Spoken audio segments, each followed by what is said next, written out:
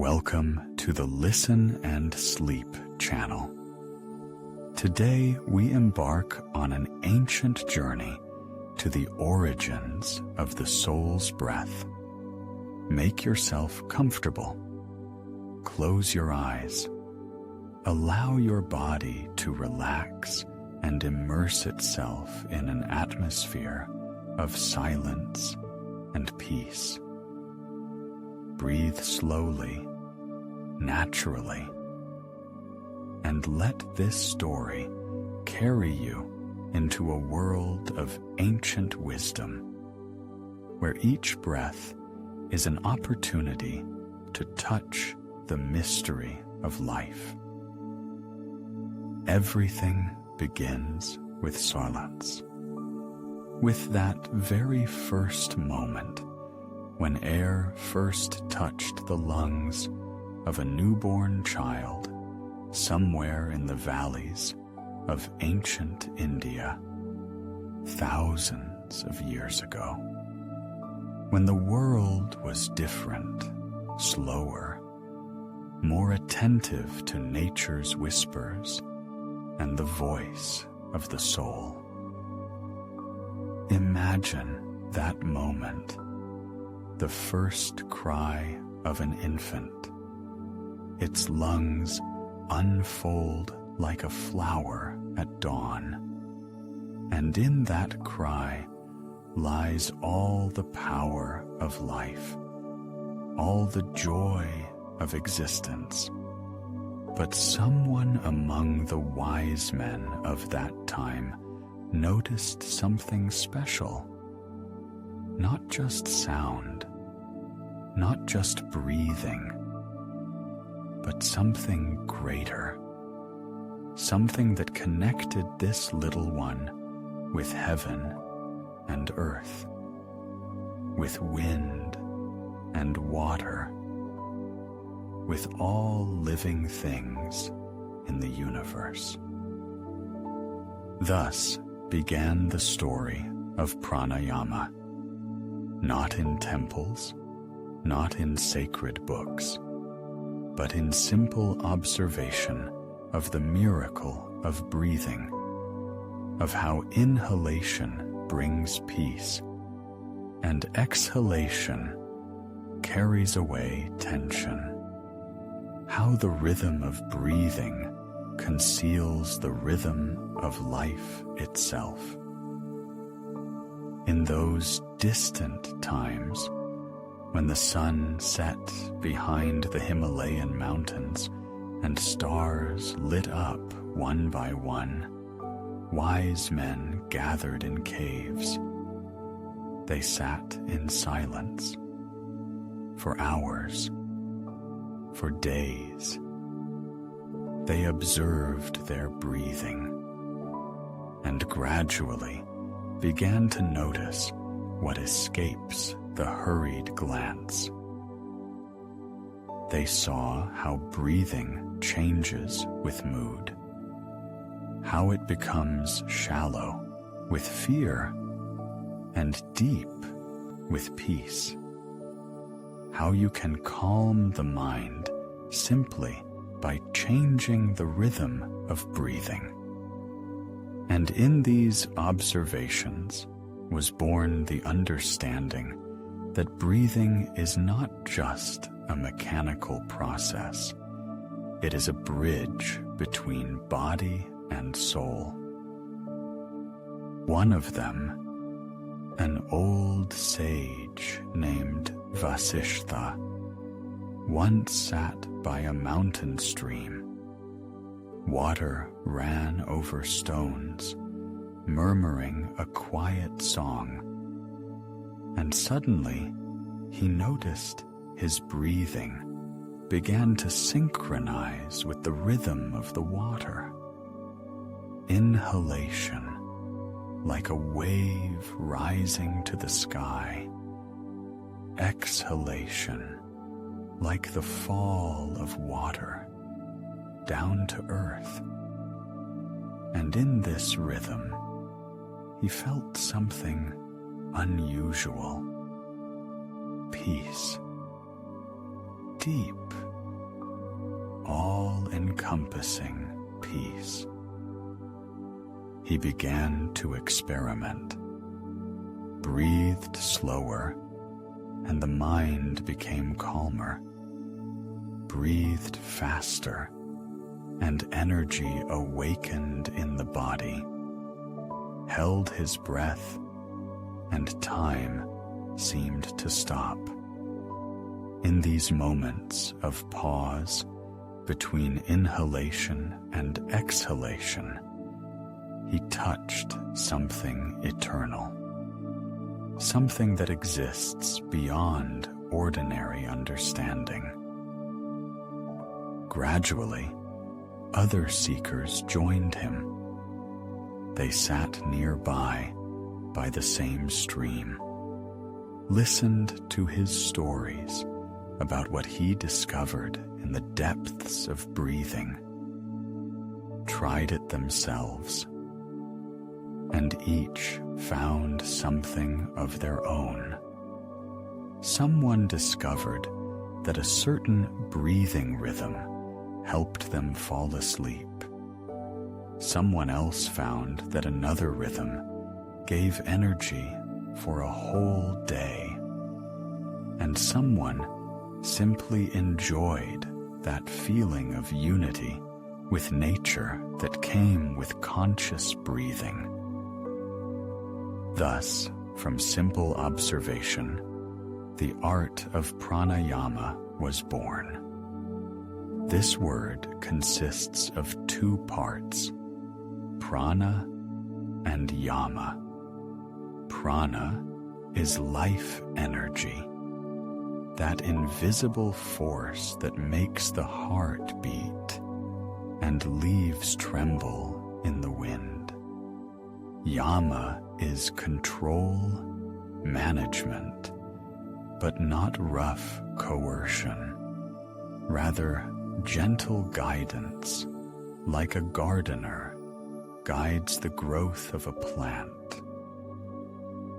These first teachers of breathing did not create complex systems. They simply shared what they saw, told about how breathing can become an ally in the search for inner peace, about how each inhalation is an opportunity to let in not only air, but also silence, tranquility, clarity. And each exhalation is an opportunity to release not only carbon dioxide, but also worry, tension, fears. They taught simple things, how to sit comfortably so that breathing would be free, how to place one hand on the chest, another on the belly, and feel how they rise and fall in the rhythm of breathing, how to close your eyes and simply observe this natural process, not trying to change it, but just getting acquainted with it, like meeting an old friend. And amazing thing, the more they observed breathing, the calmer and happier they became. Not because life around them changed, but because they themselves changed. Their perception, their ability to find peace even in the midst of a storm. Years passed, decades, centuries. Knowledge of breathing was passed from teacher to student, but not as dogma, not as rigid rules, but as an invitation to exploration, to knowing oneself through what is always with us, what is always available, through our own breathing. Each generation added something of their own. Someone discovered new techniques. Someone found connections between breathing and body health. Someone saw how breathing affects emotions and thoughts. And gradually, a tradition was formed.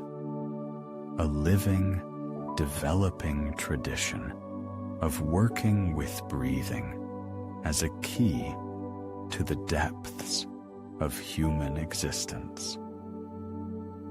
But always, at all times, the same discovery of that first sage by the mountain stream lay at the foundation. Breathing is not just a function of the body. It is the language of the soul.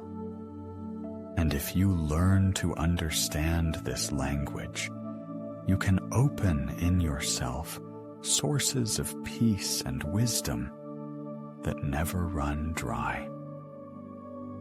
Prana flows in all living things.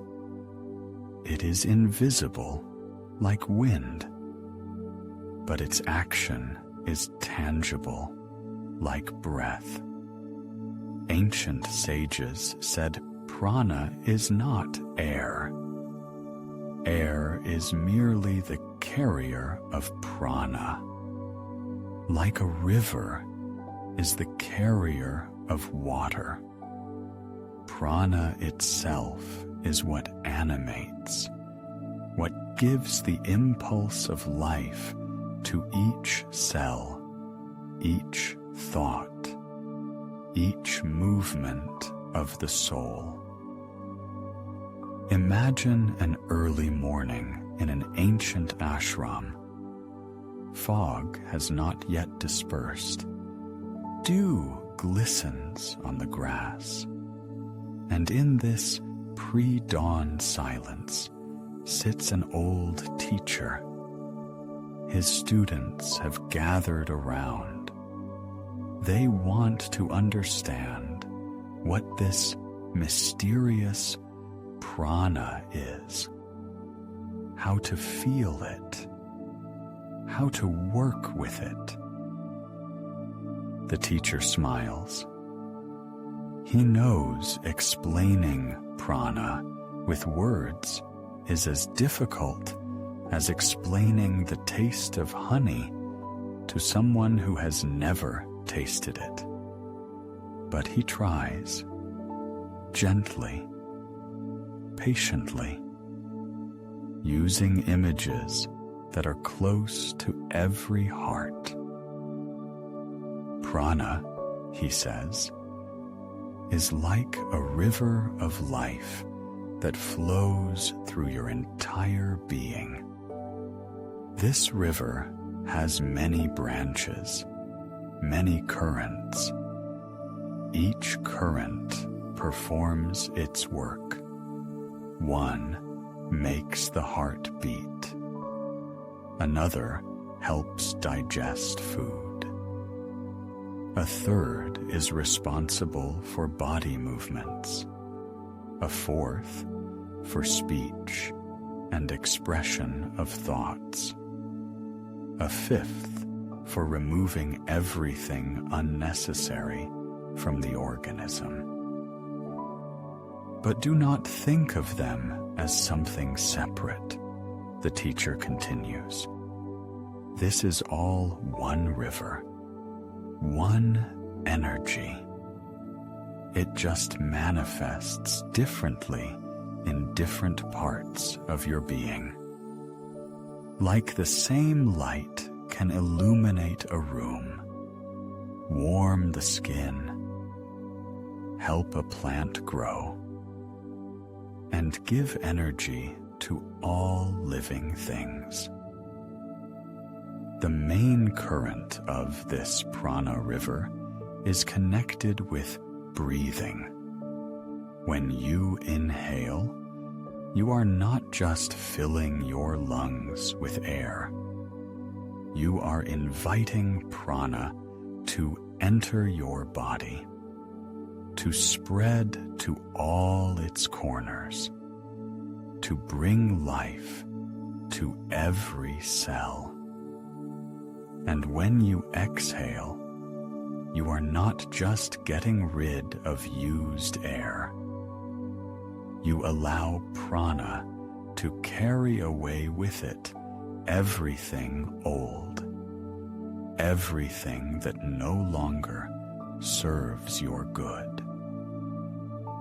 The students listen, fascinated. One of them asks, "How can we feel this prana? How do we know that it really flows in us?"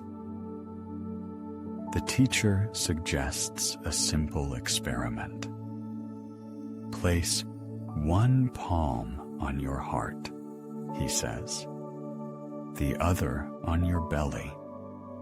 Close your eyes, breathe naturally, and simply observe.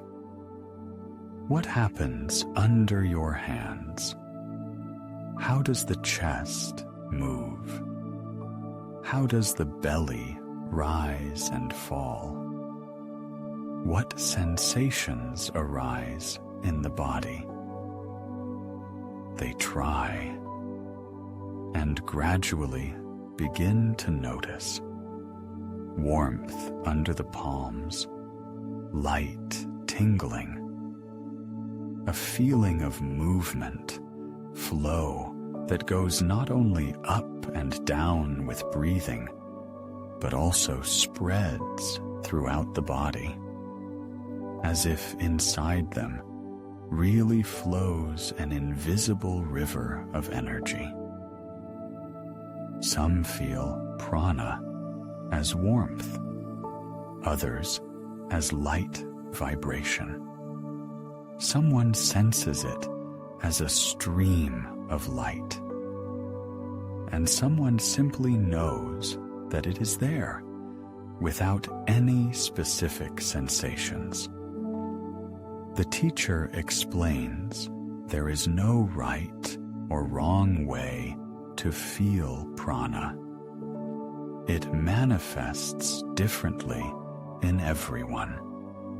The main thing is attention, readiness to notice what has always been nearby, but often escaped perception.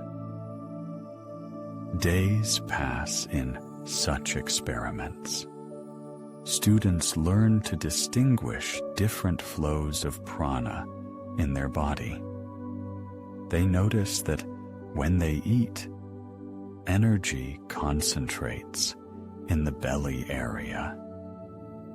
When they speak or sing, it activates in the throat. When they think or meditate, it rises to the head. And when they move, it distributes throughout the body. Gradually comes understanding. Prana is not something mystical or inaccessible. It is a natural part of life, as real as the heartbeat or blood flow. We just usually do not pay attention to it. We live without noticing the miracle that happens inside us every moment. But when attention awakens, when you begin to realize the flow of prana, life becomes richer, deeper. There appears a feeling of connection, not only with your own body, but with the whole world around. Because the same prana that flows in you also flows in the tree outside the window, and in the bird singing on its branch, and in the cloud floating across the sky. The teacher tells them, the ancients saw prana everywhere, in the dawn breeze, in the babbling of a brook, in the twinkling of stars, in a child's laughter. They understood the world is one, and prana is the thread that connects all living things into one great fabric of being. And breathing is a way to consciously join this great dance of life. He teaches them a simple exercise.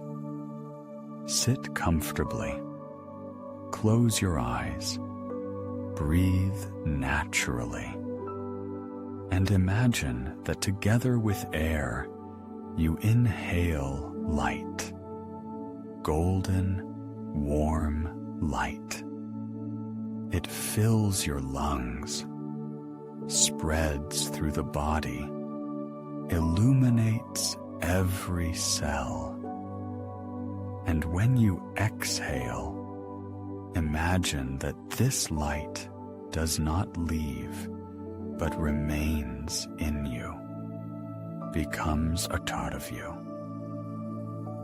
This is not just an imagination exercise, the teacher explains.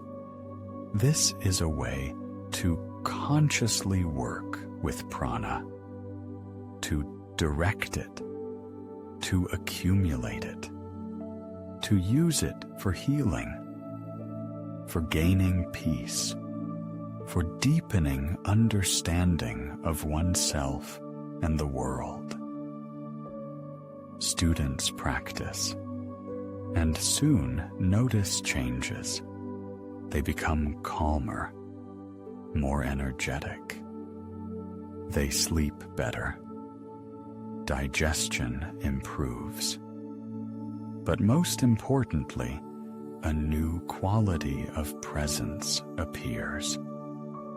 The ability to be here and now, not to run away with thoughts to the past or future, but to abide in the present moment, in contact with one's breathing, with one's prana, with one's life. In the 8th century, before the new era, a sage named Patanjali lived in India. He was not just a philosopher or teacher. He was a researcher of human consciousness, an observer of those processes that occur in the depths of the soul.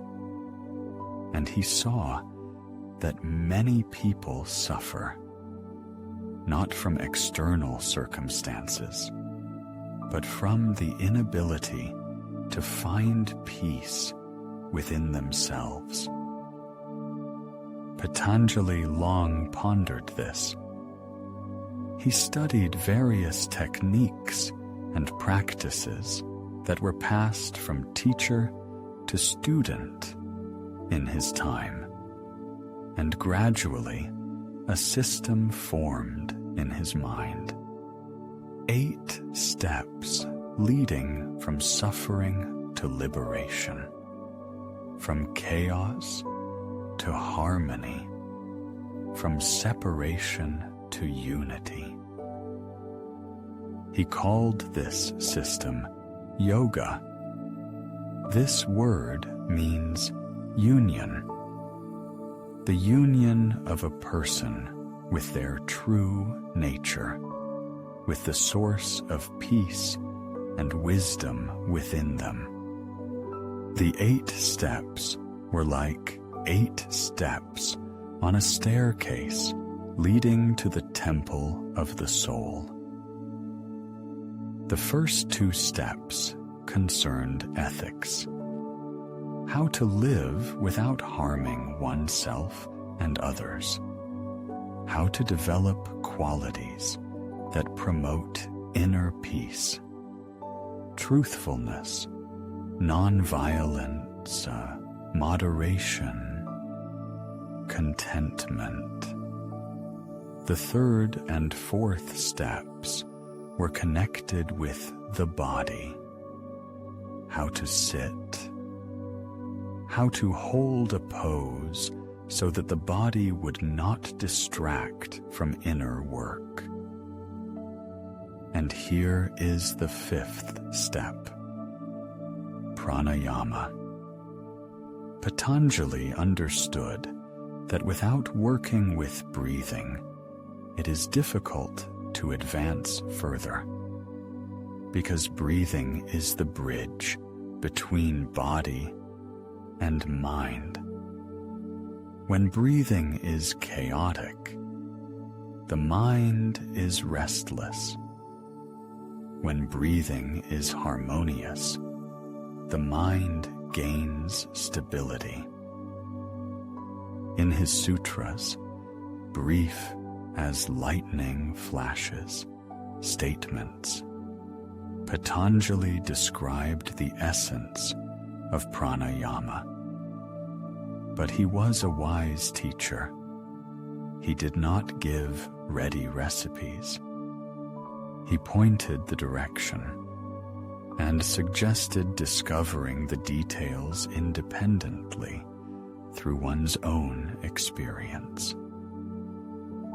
Pranayama, he said, is the interruption of the natural course of inhalation and exhalation, not violent interruption, not fighting with breathing, but conscious, gentle intervention in its rhythm with the purpose of calming the mind and awakening deeper layers of consciousness.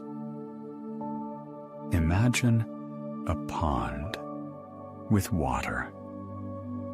When wind blows, there are ripples on the water surface. But if the wind subsides, the water becomes smooth like a mirror. And in this mirror reflects the sky, clouds, stars. All the beauty of the world becomes visible. So it is with the mind, Patanjali explained. Usually, it is like agitated water.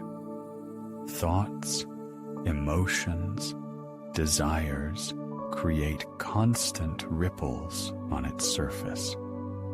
But when breathing becomes calm and rhythmic, the mind also calms. And then the true nature of a person can be reflected in it. Calm, wise, full of light.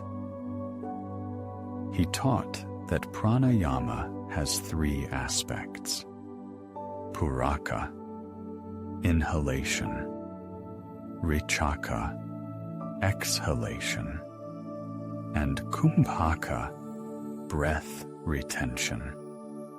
Each aspect is important. Inhalation is acceptance, openness to the new, readiness to let life into oneself. Exhalation is letting go, liberation from the old, from the unnecessary. And retention is a pause, a moment of silence in which understanding can be born.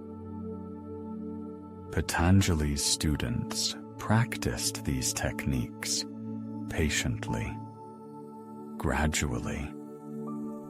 They began with simple observation of breathing, noticed how it changes during the day, how it becomes fast with excitement and slow with peace, how it is connected with emotions and thoughts.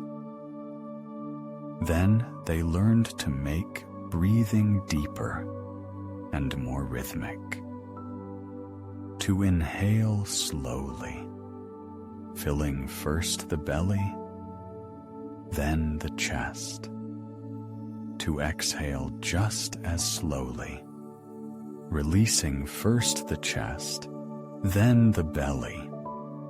This was called complete yogic breathing, a simple but powerful technique that immediately brought a feeling of peace and stability.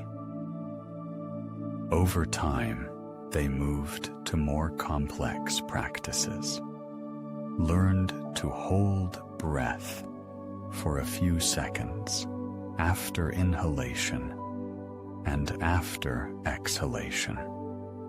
At first, these pauses were short, but gradually they could lengthen. And in these moments of silence, students touched something special, a state in which time seemed to stop, in which ordinary thoughts and worries dissolved, in which arose a feeling of deep peace and unity. Patanjali warned, pranayama is a powerful practice. It needs to be mastered gradually, with patience and respect for one's capabilities. Not to force, not to turn into competition with oneself or others, but to treat it as a sacred process of purification and transformation. He said, when pranayama becomes stable, the mind naturally prepares for the next steps of yoga, for withdrawal of senses from external objects, for concentration, for meditation, for that state of unity, which is the ultimate goal of all practice. But even if someone doesn't strive for these high goals, pranayama itself brings many benefits. It calms the nervous system, improves the work of heart and lungs, helps cope with stress and insomnia, develop concentration and clarity of thinking, and most importantly, it returns a person to contact with themselves, with that silence and wisdom that are always present in the depth of the soul. Patanjali's teaching spread throughout India. It was recorded, commented upon, passed from generation to generation. And although more than 2,000 years have passed, his words remain alive, because they speak not of external things that can change, but of what is always with us, our breathing, our mind, our ability to find peace and clarity within ourselves.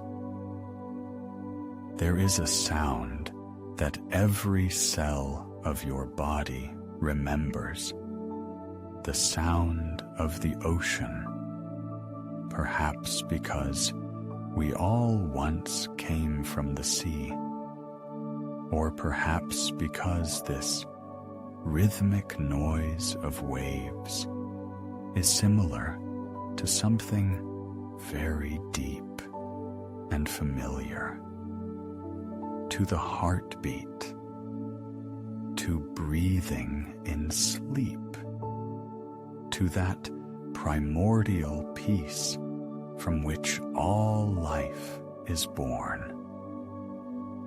Ancient yogis noticed this.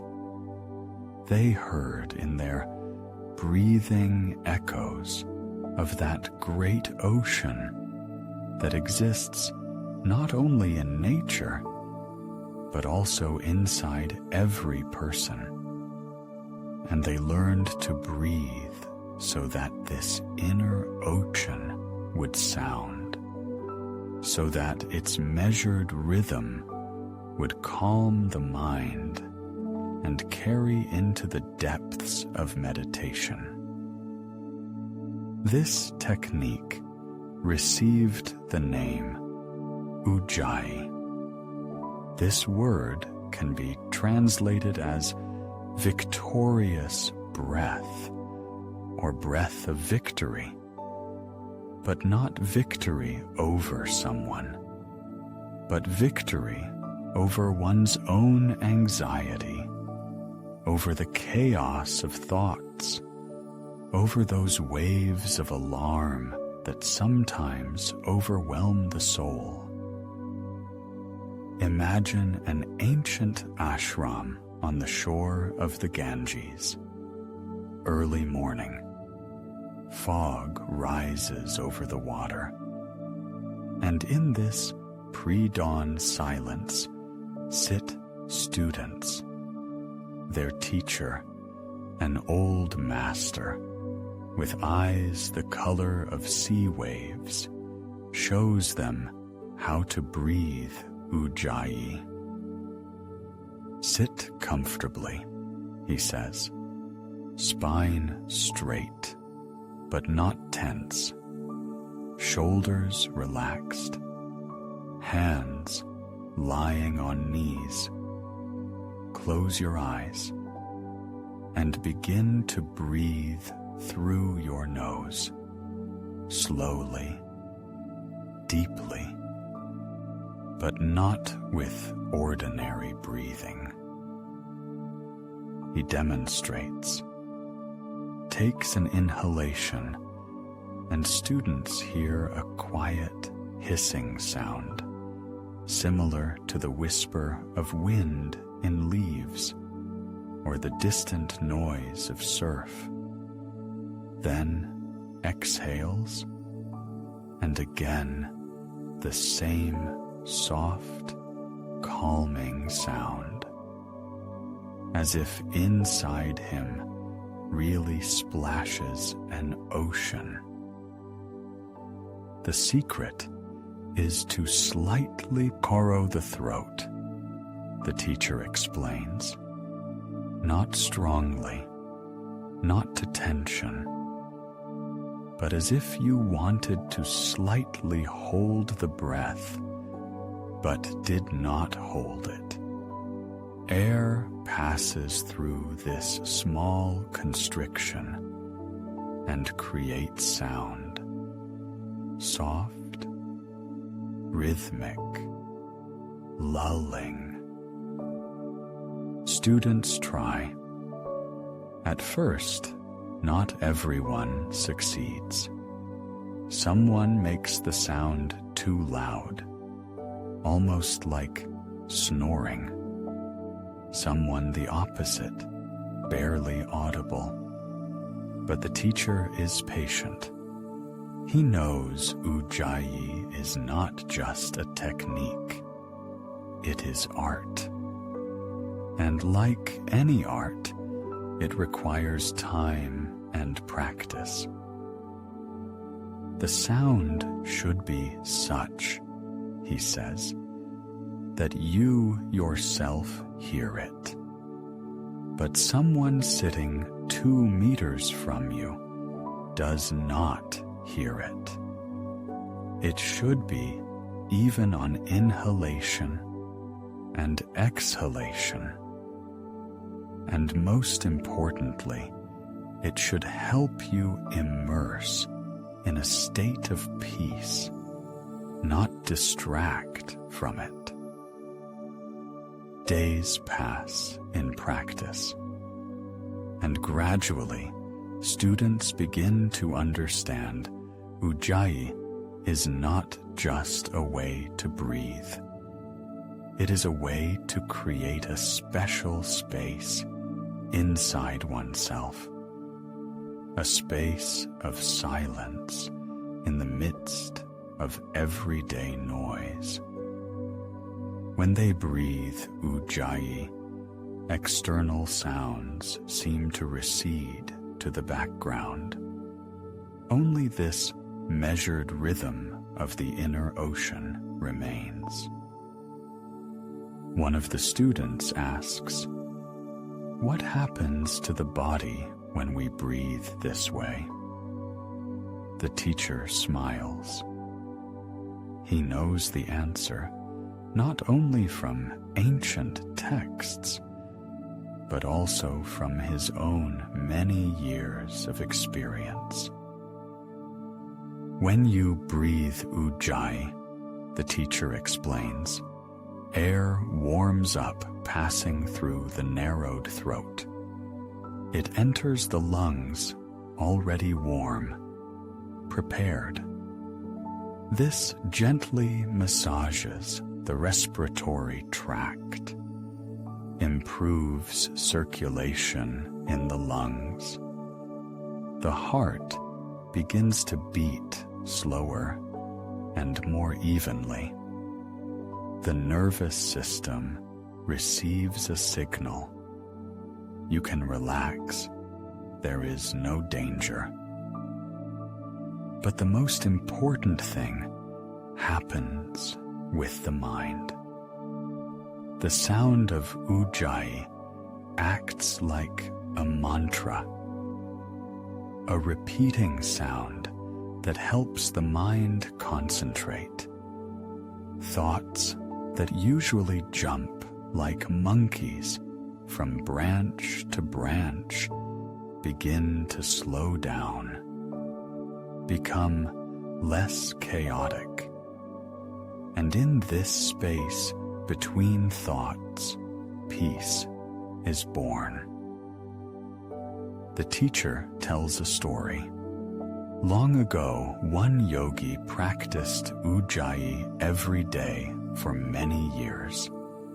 And one day, he noticed the sound of his breathing became so fine and harmonious that wild animals stopped being afraid of him.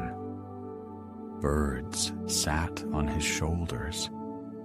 Deer approached and lay down nearby. They felt the peace emanating from him and trusted him. This is not a fairy tale, the teacher says. When a person is truly calm inside, this calmness spreads around them like circles on water. Other people feel this. Animals feel it. Even plants react to such a state. Students practice Ujjayi, not only sitting in meditation. They learn to breathe this way while performing yoga poses, and discover when breathing is rhythmic and calm, the body becomes more flexible and enduring. Asanas that previously seemed difficult become accessible because there is no struggle. There is flow. There is unity of breathing, body, and mind. They breathe Ujjayi while walking, and notice steps become smoother and more conscious. Hurry disappears. there appears a feeling that time has a different rhythm, softer, more natural. Some use Ujjayi before sleep. They lie down in bed, close their eyes, and begin to breathe this oceanic breathing. The sound lulls. Thoughts about the past day dissolve. Worries about tomorrow recede. Only here and now remains. Only breathing. Only peace. The teacher warns, do not turn Ujjayi into effort. If the throat begins to hurt, if breathing becomes tense, stop. Rest. Return to ordinary breathing. Ujjayi should be light like play, joyful like song, natural like a child's breathing in sleep. And most importantly, remember that the goal is not in the technique itself. The goal is in the state to which it leads, to that inner silence in which you can hear the voice of your soul, to that peace which is always available if you know how to touch it. Ujjayi is a key to this peace, a simple but powerful key that is always with you. Anywhere, anytime, you can close your eyes, begin to breathe with the sound of the inner ocean, and return home to yourself, to your center, to that silence which is the source of all wisdom and all love.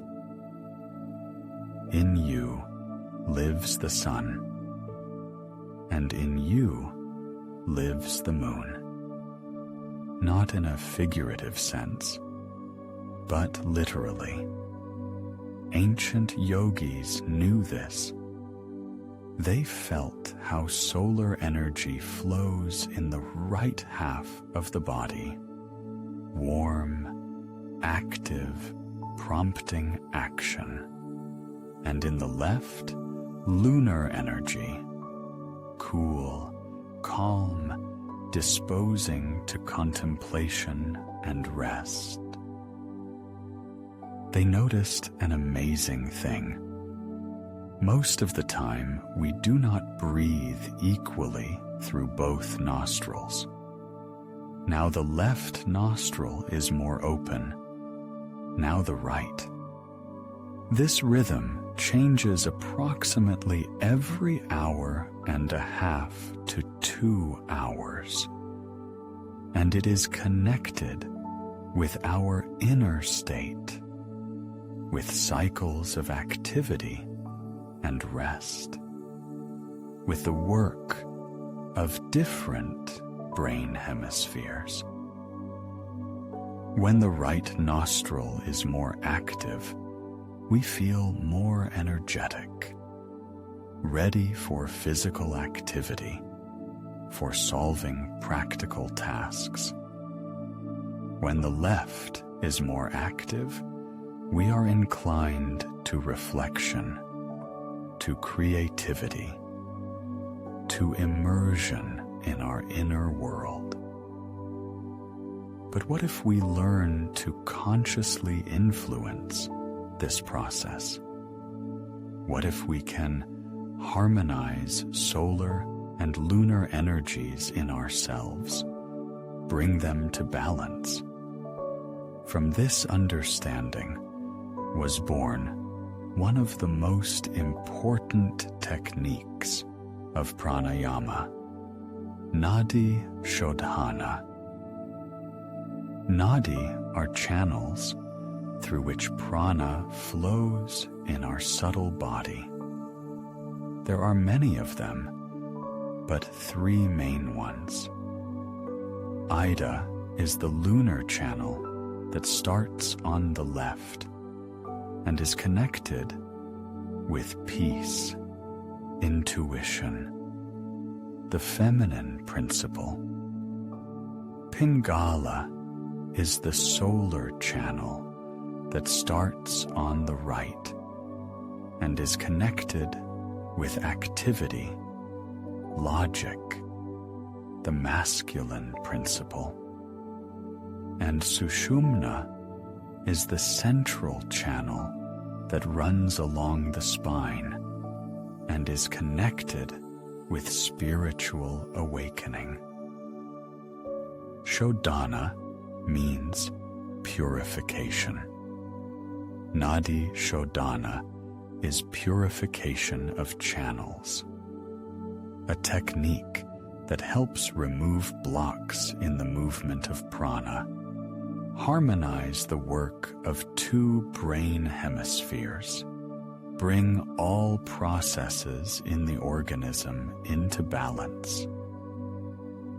Imagine a garden in an ancient ashram. Evening. The sun sets, painting the sky in soft shades of pink and gold. In this garden, under a spreading tree, sits a teacher with his students. He is about to pass on to them one of the most valuable techniques of the yogic tradition. Sit comfortably, he says. Spine straight. Place your left hand on your left knee. Bring your right hand to your nose. Fold your fingers in Vishnu Mudra. Bend and remove the index and middle fingers. With your thumb, you will close the right nostril. With your ring finger and little finger, the left. He shows slowly, patiently, explaining each movement. Students repeat, at first uncertainly. The hand gets tired. Fingers do not obey. But the teacher smiles. He knows everything comes with practice. Let us start simply, he says. Close the right nostril with your thumb. Inhale through the left for 4 counts. Now close both nostrils for a moment. Then release the thumb and exhale through the right nostril, also for 4 counts. This is one cycle. They try. At first, they lose count, forget which nostril to breathe through. But the teacher does not rush. He knows this technique is like learning a musical instrument. At first, it seems complex, but gradually becomes natural, like breathing. Now, let us continue the cycle, he says. Without removing your hand from your nose, inhale through the right nostril for 4 counts. Close both nostrils and exhale through the left, also for 4 counts. This is a complete cycle of Nadi shodhana. Students practice, and already after a few minutes begin to notice amazing things. Breathing becomes very calm and even. The mind, which before jumped from thought to thought, seems to find a point of balance. The feeling of inner conflict disappears. That struggle between different desires and impulses that often torments a person. One of the students asks, "What happens in those moments when we hold our breath, closing both nostrils?" The teacher answers, "In these moments, prana does not flow through either the solar or lunar channel. It gathers in the center, in Sushumna, and there, in this central channel, a special state is born, a state of unity, balance, deep peace. Over time," he continues, "when the technique becomes stable, you can increase the count. Inhalation for 6 counts, exhalation for 6, then for 8. You can add breath retentions after inhalation and after exhalation. But there is no need to hurry. Let each stage be fully mastered before moving to the next." Days turn into weeks. Students practice Nadi shodhana every evening and notice changes not only during practice but also in daily life. They become more balanced, react less to stress, concentrate better on what they do. Their sleep becomes deeper and awakening lighter. The teacher explains, when solar and lunar energies are in balance, the whole organism works harmoniously. The nervous system functions optimally. Hormonal background stabilizes. Immunity strengthens. But most importantly, peace reigns in the mind. That peace in which you can hear the voice of intuition, wisdom, love. He tells an ancient parable. There lived a king who had 2 advisors. One always called for active actions, for wars and conquests. The other advised patience, reflection, peaceful negotiations. The king rushed between them and could not make correct decisions. But one day, he met a sage who taught him to listen to the voice that sounds not from the right and not from the left, but in the very center of the heart. And from then on, all the king's decisions were wise and just. So it is in us, the teacher says. There is the voice of the left hemisphere, logical, analytical. There is the voice of the right, creative, intuitive. But there is also a third voice, the voice of wisdom, which is born when the first two come into harmony. Nadi shodhana is a way to hear this third voice.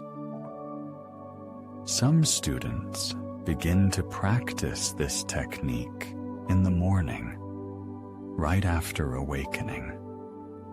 They discover a day begun with Nadi shodhana flows more harmoniously, less chaos, more clarity. Decisions are made easier. Conflicts are resolved peacefully. Others use it before important meetings or difficult conversations. A few minutes of alternate breathing and inner tension disappears. The ability to see the situation from different sides appears, to find compromises, to speak not from emotions, but from the center of peace. The teacher warns, do not do Nadi shodhana mechanically. Each inhalation and exhalation should be conscious. Imagine how prana flows through the channels, how it purifies and harmonizes everything in its path. And remember, the goal is not in the technique itself, but in that state of balance and peace to which it leads. In ancient texts, it is said, when Ida and Pingala, lunar and solar channels, come into balance, prana naturally begins to flow through the central channel. And when prana flows through Sushumna, true knowledge awakens. Not book knowledge, but knowledge of the heart, understanding of who we really are beyond all roles and masks. And this understanding brings with it such peace, such joy, such love, that a person no longer needs external sources of happiness. They find the source within themselves, and from this source share with the world the light that has filled their heart. There is a fire that burns without smoke. It does not burn wood and requires no fuel. This fire lives inside every person, in the belly area, slightly below the navel. Ancient yogis called it Agni, the inner fire of digestion, transformation, purification. And they knew the secret of how to kindle this fire, how to make it bright and strong. The secret was in special breathing, fast, rhythmic, like bellows that fan coals in a forge. This breathing received the name Kapalabhati, which means shining skull, or purification of the head. Because when the inner fire blazes, its heat rises upward, purifying not only the body, but also the mind, making thoughts clear and perception sharp. In a small ashram hidden among the hills of South India lived a teacher named Agnihotra. His name meant keeper of fire. And indeed, a special energy emanated from him.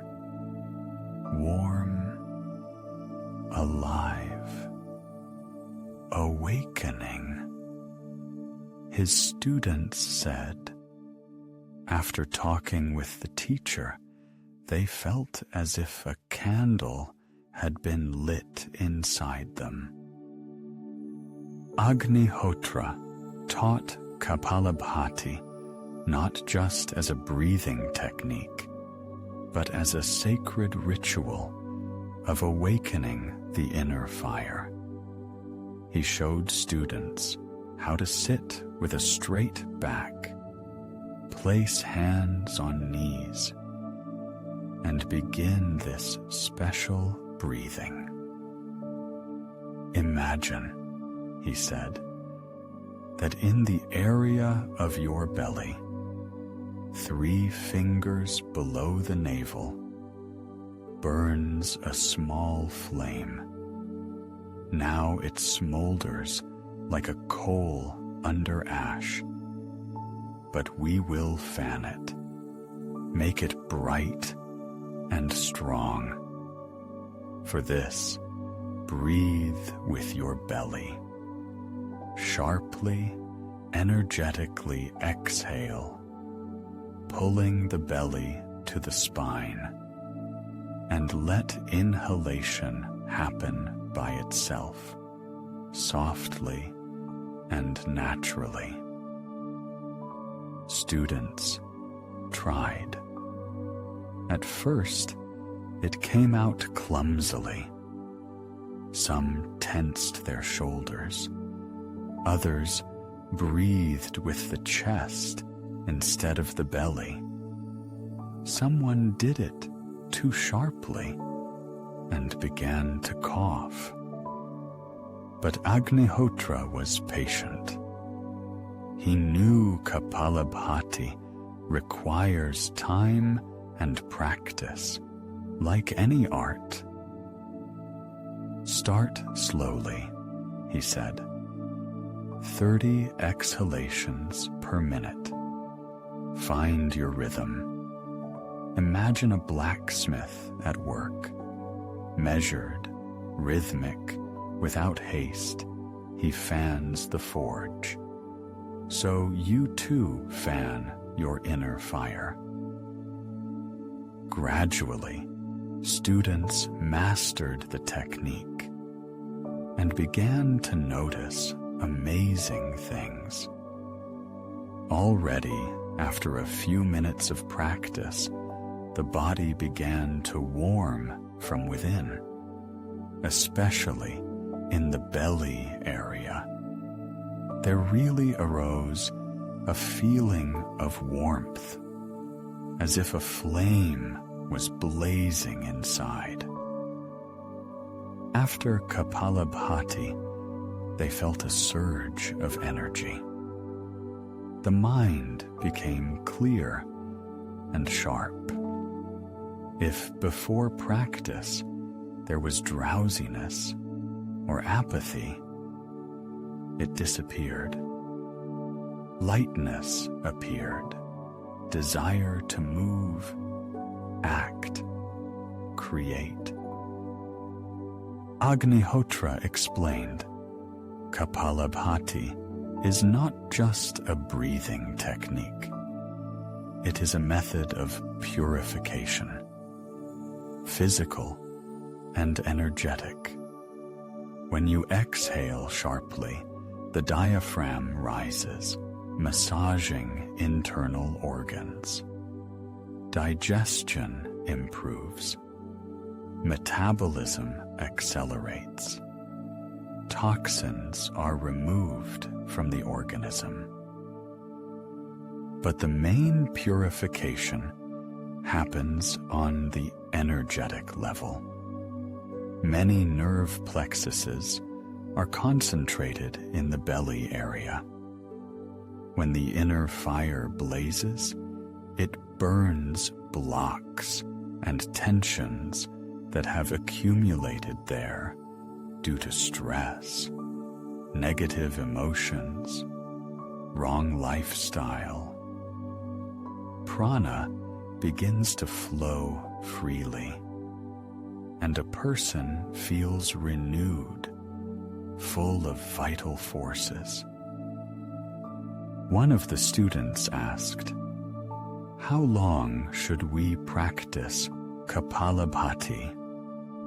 Agnihotra answered, "Start with 3 minutes. Do 100 to 120 exhalations in a row. Then rest. Breathe with ordinary breathing.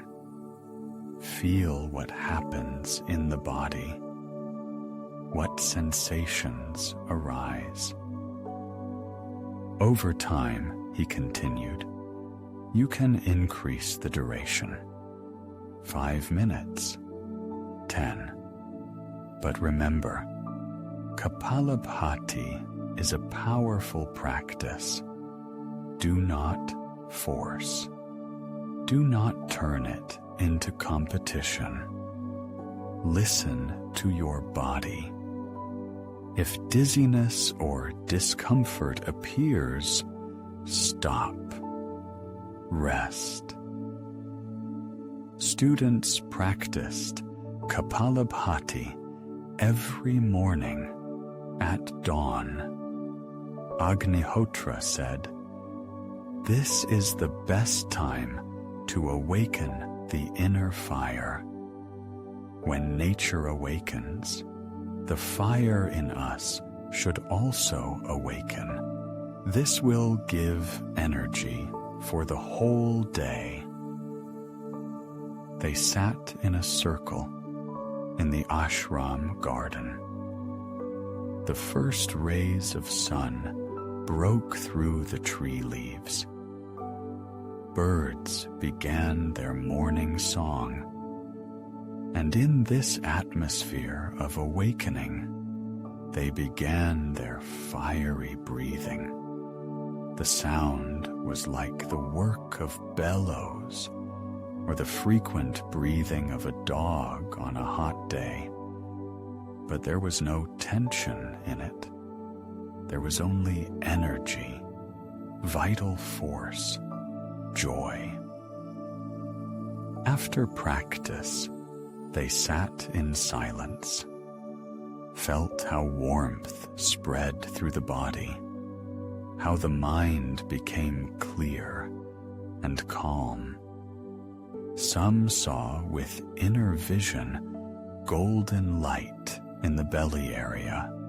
Others simply enjoyed the feeling of lightness and energy.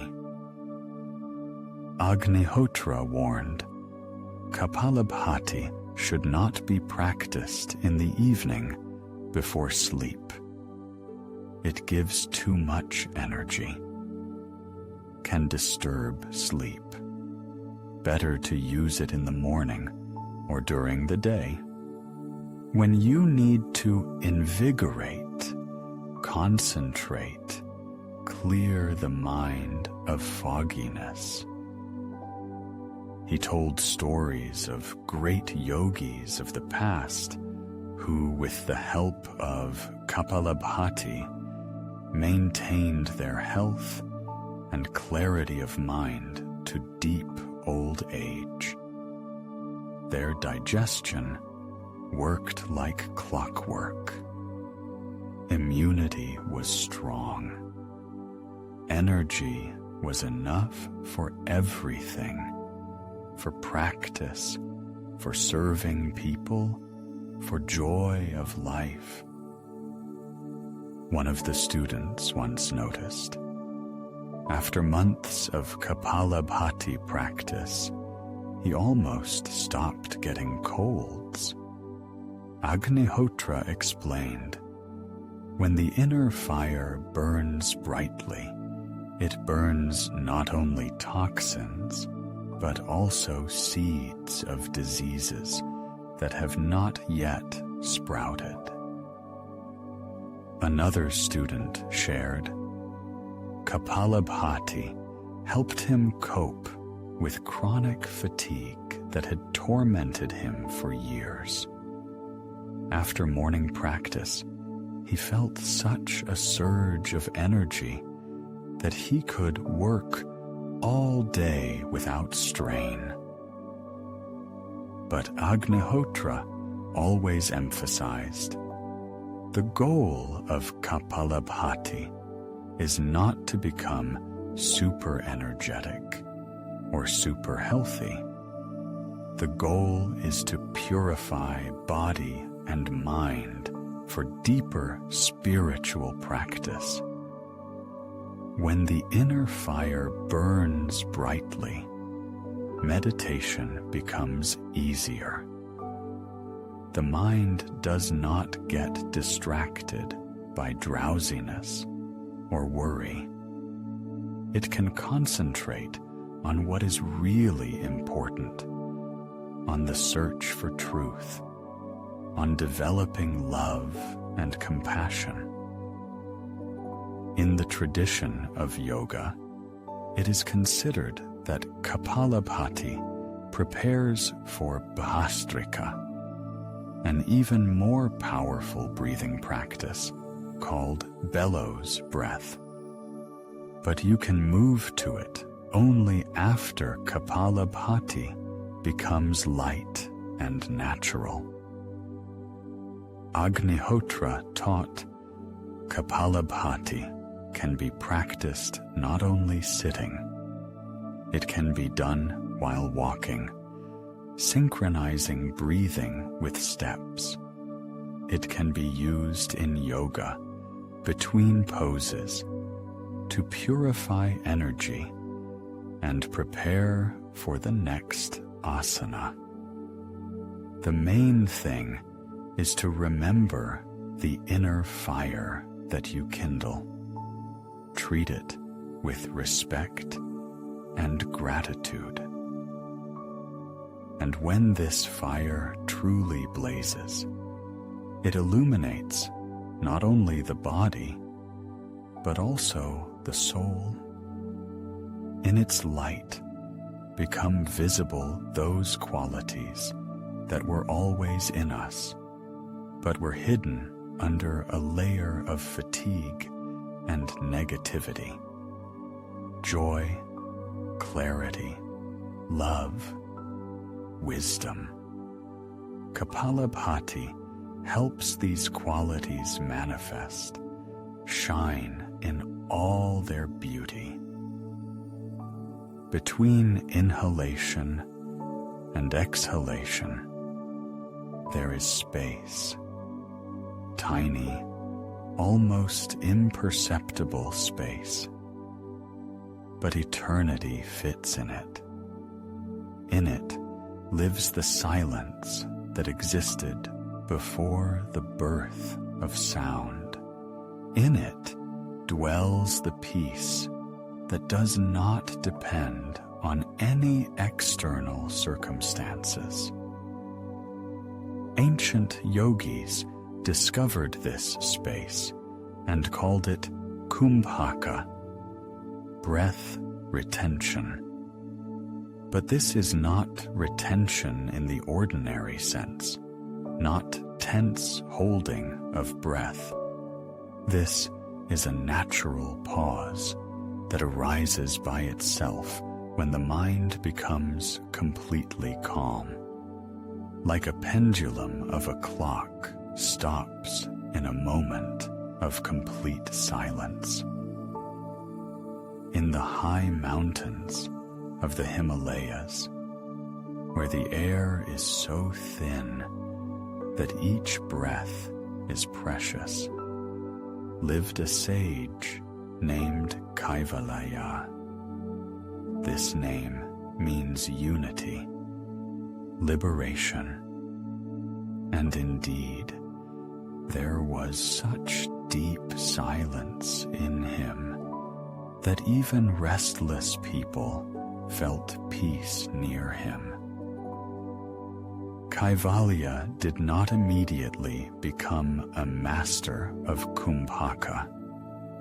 In his youth, he was an ordinary person, hurried, nervous, always rushing somewhere. His breathing was shallow and chaotic, like the breathing of a person who is always running from himself. But one day, something happened that changed his whole life. He was walking on a mountain path and suddenly stopped. Not because he was tired, not because he saw something interesting. He stopped because something inside him also stopped. Breathing froze. Thoughts disappeared. And in this stopping, he touched what he had been seeking all his life, without knowing what he was seeking. This lasted only a few seconds. Then breathing returned.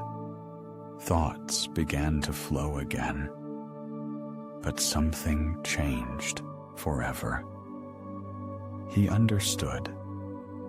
Here it is, that state for which it is worth living, and he decided to learn to return to it consciously. Kaivalya found a teacher who taught him the art of Kumbhaka. But this teacher was wise. He did not start immediately with breath retentions. First, he taught to observe natural breathing, to notice those tiny pauses that arise by themselves between inhalation and exhalation, between exhalation and inhalation. Sit comfortably, the teacher said. Close your eyes, breathe naturally, and simply observe. Do not try to change breathing. Just watch it, like a mother watches a sleeping child, with tenderness, with attention, without interference. Kaivalya practiced this for months and gradually began to notice what had previously escaped attention. After each inhalation, there is a tiny pause before exhalation begins. And after each exhalation, there is also a pause before inhalation begins. These pauses are very short, but there is something special in them, a quality of peace that is not in the breathing process itself. When these natural pauses became clearly distinguishable, the teacher moved to the next stage. Now, he said, try to extend these pauses slightly, not by force, not by tension, but simply by allowing breathing to stop for a moment longer than usual. Inhale calmly, and before exhaling, freeze for 1 or 2 seconds. Do not hold breath with effort of will. Simply allow it to stop, like a swing stops at the top of its movement. Then exhale gently. And after exhalation, also make a small pause before starting a new inhalation. Kaivalya practiced and discovered an amazing thing. In these moments of pause, something changed in his consciousness. Thoughts did not disappear completely, but became very quiet, like the whisper of wind. Time seemed to slow down, and sometimes stopped completely.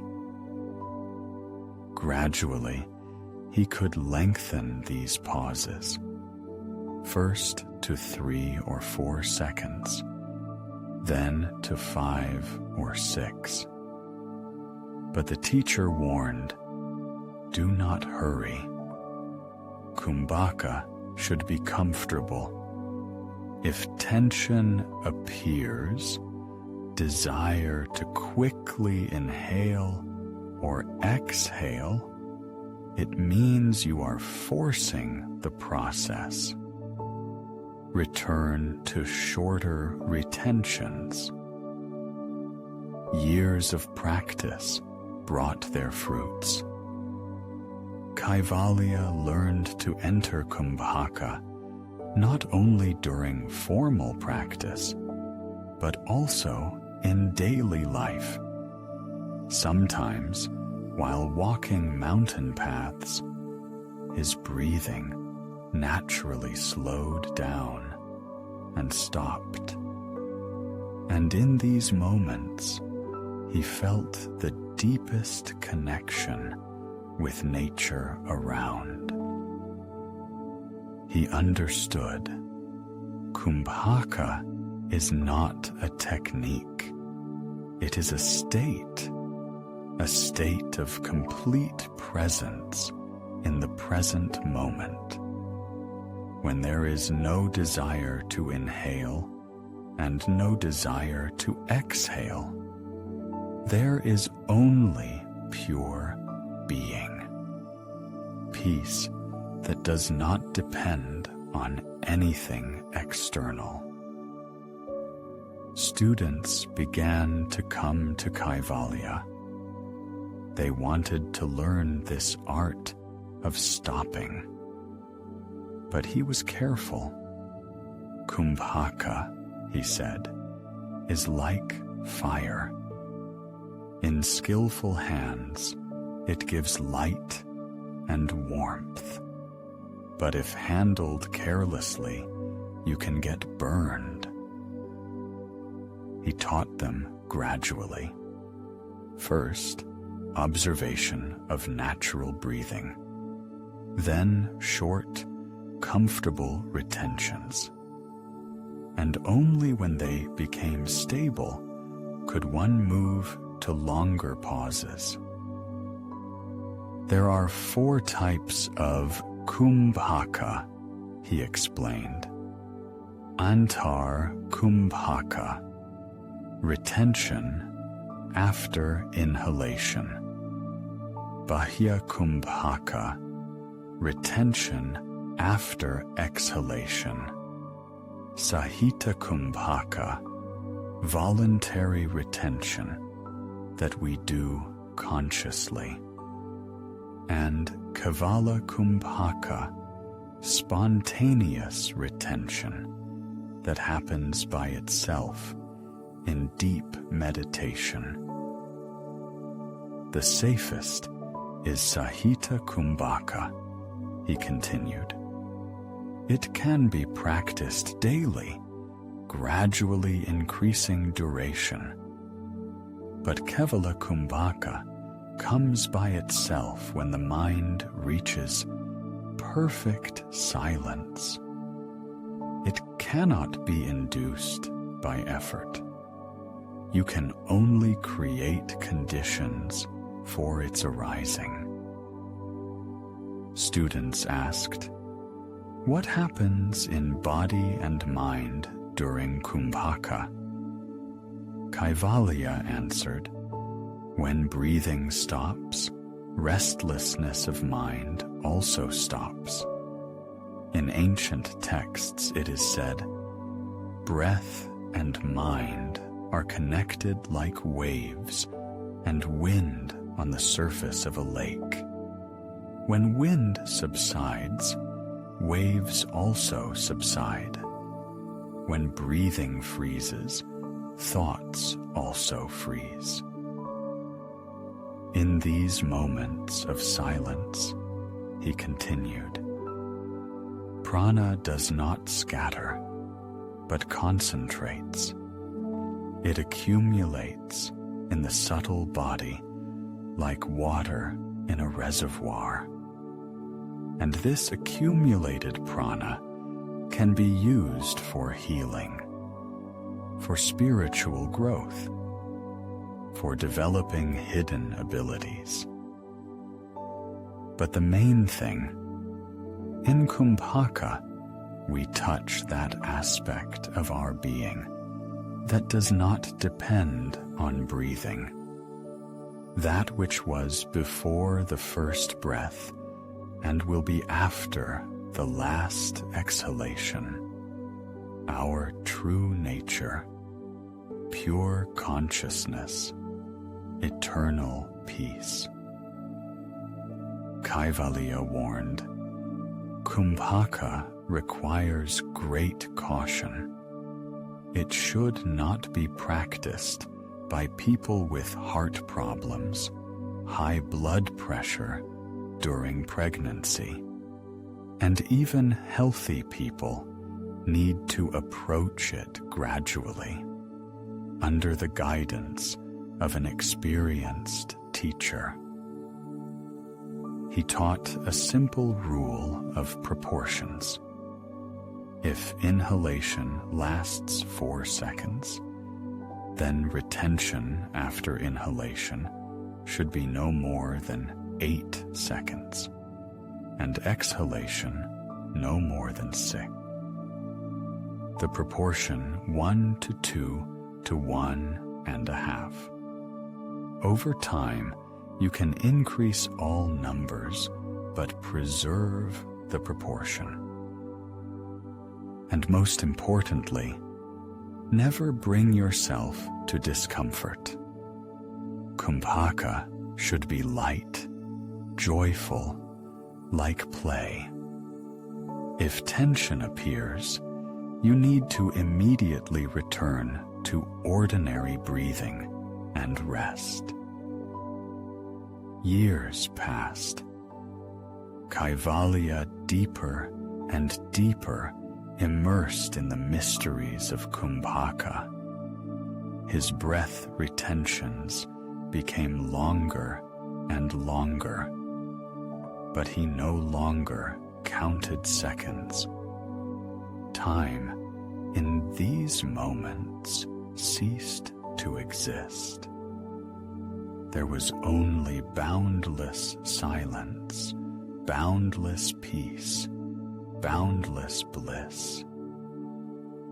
And in this silence, he understood. Kumbhaka is not stopping of breathing. It is returning home to that state which is our true nature, to peace that has no beginning and end, to silence in which all sounds are born and to which all sounds return. There is a sound that calms any anxiety, a sound familiar to everyone who has ever heard a bee collecting nectar from a flower. Soft, monotonous humming that seems to say, all is well, the world is beautiful, you can relax and trust life. Ancient yogis noticed an amazing thing. When a person closes their ears and begins to make a sound similar to bee humming, something magical happens to their mind. all external sounds recede. Internal dialogue quiets, and a state of deep peace arises, which Indian sages called pratyahara, withdrawal of senses from external objects. This technique received the name Bhrāmarī Pranayama, breathing of the bee. Bhrāmarī is a large black bee that makes an especially low and calming sound, and the breathing technique named in its honor has the same pacifying effect. In a small ashram on the shore of the sacred Narmada River lived a teacher named Madhavi. Her name meant sweet like honey, and indeed, her voice was soft and melodious, and such calmness emanated from her that even the most anxious people felt peace in her presence. Madhavi specialized in techniques that help cope with anxiety and insomnia, and Bhrāmarī was one of her favorite practices. She said, "In our world, there is so much noise that people have forgotten how silence sounds. And Bhrāmarī helps find this silence." The technique is very simple, she explained to her students. Sit comfortably, close your eyes, bring your hands to your face, and gently close your ears with your thumbs. Place your index fingers on your eyelids. Do not press, just cover your eyes. Place your middle fingers next to your nostrils, but do not close them. Let your ring fingers and little fingers lie next to your lips. This is called Shanmukhi Mudra, Madhavi continued, the mudra of 6 gates, because we gently cover the 6 main sense organs: 2 ears, 2 eyes, 2 nostrils, and mouth. We do not block them completely, but simply create a barrier for external stimuli. Now, she said, inhale calmly through your nose, and on exhalation, make a soft sound, as if you are enjoying delicious honey. The sound should come from within, resonate in the head. Imagine that you are a bee collecting nectar in the garden of your heart. Students tried. At first, the sound came out uneven, sometimes too loud, but Madhavi patiently guided them.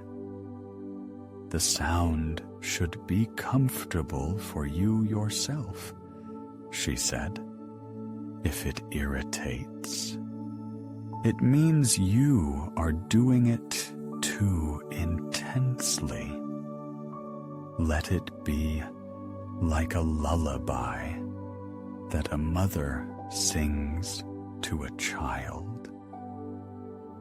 Gradually, students began to feel the special effect of this practice. Already, after a few minutes, all external sounds seemed to move to the background, only this soft inner hum remained, filling the entire space of consciousness. Madhavi explained, when we make this sound, vibrations are created in the skull. They gently massage the brain, calm the nervous system. They have an especially beneficial effect on parts of the brain responsible for stress and anxiety. That is why Bhrāmarī is so effective for insomnia, depression, increased excitability. But the main action happens at a more subtle level, she continued. This inner sound helps the mind turn inward. Usually, our attention is scattered. We hear sounds around, see pictures, think about different things. But when we create this monotonous inner sound, the mind naturally gathers, concentrates. One of the students shared she had suffered from chronic insomnia for several years. But after she began practicing Bhrāmarī every evening before sleep, her sleep became deeper and calmer. Madhavi explained, this practice switches the nervous system to rest mode.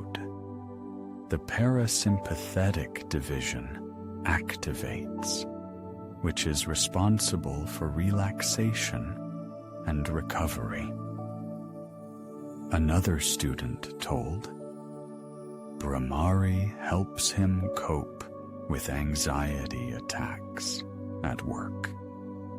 Even a few minutes of this practice in the bathroom or in the car significantly reduce stress levels.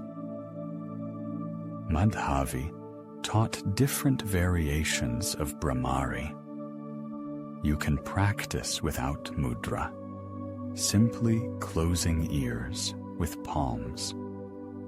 You can make sound only on exhalation or on inhalation too. Then you get continuous vibration. You can change the pitch of sound, experiment with resonance in different parts of the head. There is an especially powerful variant, she told. After you master ordinary Bhrāmarī, try combining it with Kumbhaka. Inhale, hold breath for a comfortable time, then make the B sound on exhalation. Vibrations will become deeper, and the state of peace even more pronounced. Madhavi cautioned against overdoing it. Bhrāmarī is a very safe practice, she said. But still, you should not do it too long at once. Start with 5 minutes. Gradually, you can bring it to 10 or 15. If dizziness or discomfort appears, stop immediately. The best time for Bhrāmarī is evening, she explained, when you need to calm down after a tense day, prepare for sleep. But it can be practiced at any other time when you feel anxiety or need to concentrate. She told an ancient story about a yogi who so deeply mastered Bhrāmarī that he could enter samadhi state right during practice. His students said, when he began to hum like a bee, the entire space around filled with extraordinary peace. Even animals came and lay down nearby, enchanted by this inner sound. This is not a fairy tale, Madhavi said. When a person truly immerses in Bhrāmarī practice, they create a field of peace around themselves. And this field affects not only themselves, but also all surrounding space. She taught her students not to limit themselves to formal practice. This inner bee sound can be reproduced mentally without external humming. Simply imagine how soft vibration sounds inside the head. This can be done everywhere, in transport, in line, before an important meeting. Madhavi said, Bhrāmarī is not just a relaxation technique. It is a path to inner silence. In ancient texts, it is said, one who hears inner sounds approaches understanding of their true nature. And Bhrāmarī helps develop this inner listening. When external sounds quiet, she continued, we begin to hear more subtle vibrations. First, the sound of our own breathing, heartbeat. Then even more subtle sounds that are born in the depths of consciousness. And finally, we can hear what yogis call anahata nada, the soundless sound that always sounds in the heart. But even if you do not strive for such high goals, Madhavi concluded, Bhrāmarī will bring you much benefit. It will calm nerves, improve sleep, help cope with stress, and most importantly, it will give you a simple and accessible way to find peace within yourself, wherever you are and whatever happens around. There is breathing that brings coolness even on the hottest day. Breathing that can cool not only the body, but also burning emotions. Ancient yogis living in the tropical climate of India knew the secrets of such techniques. They observed nature and learned from it. They saw how a dog sticks out its tongue, panting heavily in heat, and how this helps it cool down. They noticed how a snake hisses, releasing air through a narrow gap between teeth. They studied how birds open their beaks and breathe frequently, escaping from heat. And from these observations, amazing breathing techniques were born. In the desert regions of Rajasthan, where the sun mercilessly scorches most of the year, lived yogis who could maintain coolness and calm even in the strongest heat. Their secret was two techniques, Shitali and Shitkari. Both names come from the Sanskrit root sheet, which means cold, cool. One such master, called Himakara, which means creating coolness, lived in a small ashram on the edge of the Thar desert. People came to him, exhausted by heat and stuffiness, and he taught them these cooling techniques. Shitali, Himakara explained, is performed like this. Sit comfortably, open your mouth, and curl your tongue into a tube. If you cannot curl it, do not worry. Just stick out your tongue slightly and make it narrow. Slowly inhale through this tongue tube. Air will pass over the moist surface of the tongue and cool down. Then close your mouth and slowly exhale through your nose. Students tried and immediately felt coolness. Air passing over the moist tongue really cooled, like in a natural air conditioner. Already, after a few breaths, the body began to feel more comfortable. If you cannot curl your tongue into a tube, Himakara continued, there is an alternative technique, Shitkari. Part your lips slightly, stick out the tip of your tongue, and press it to your lower teeth.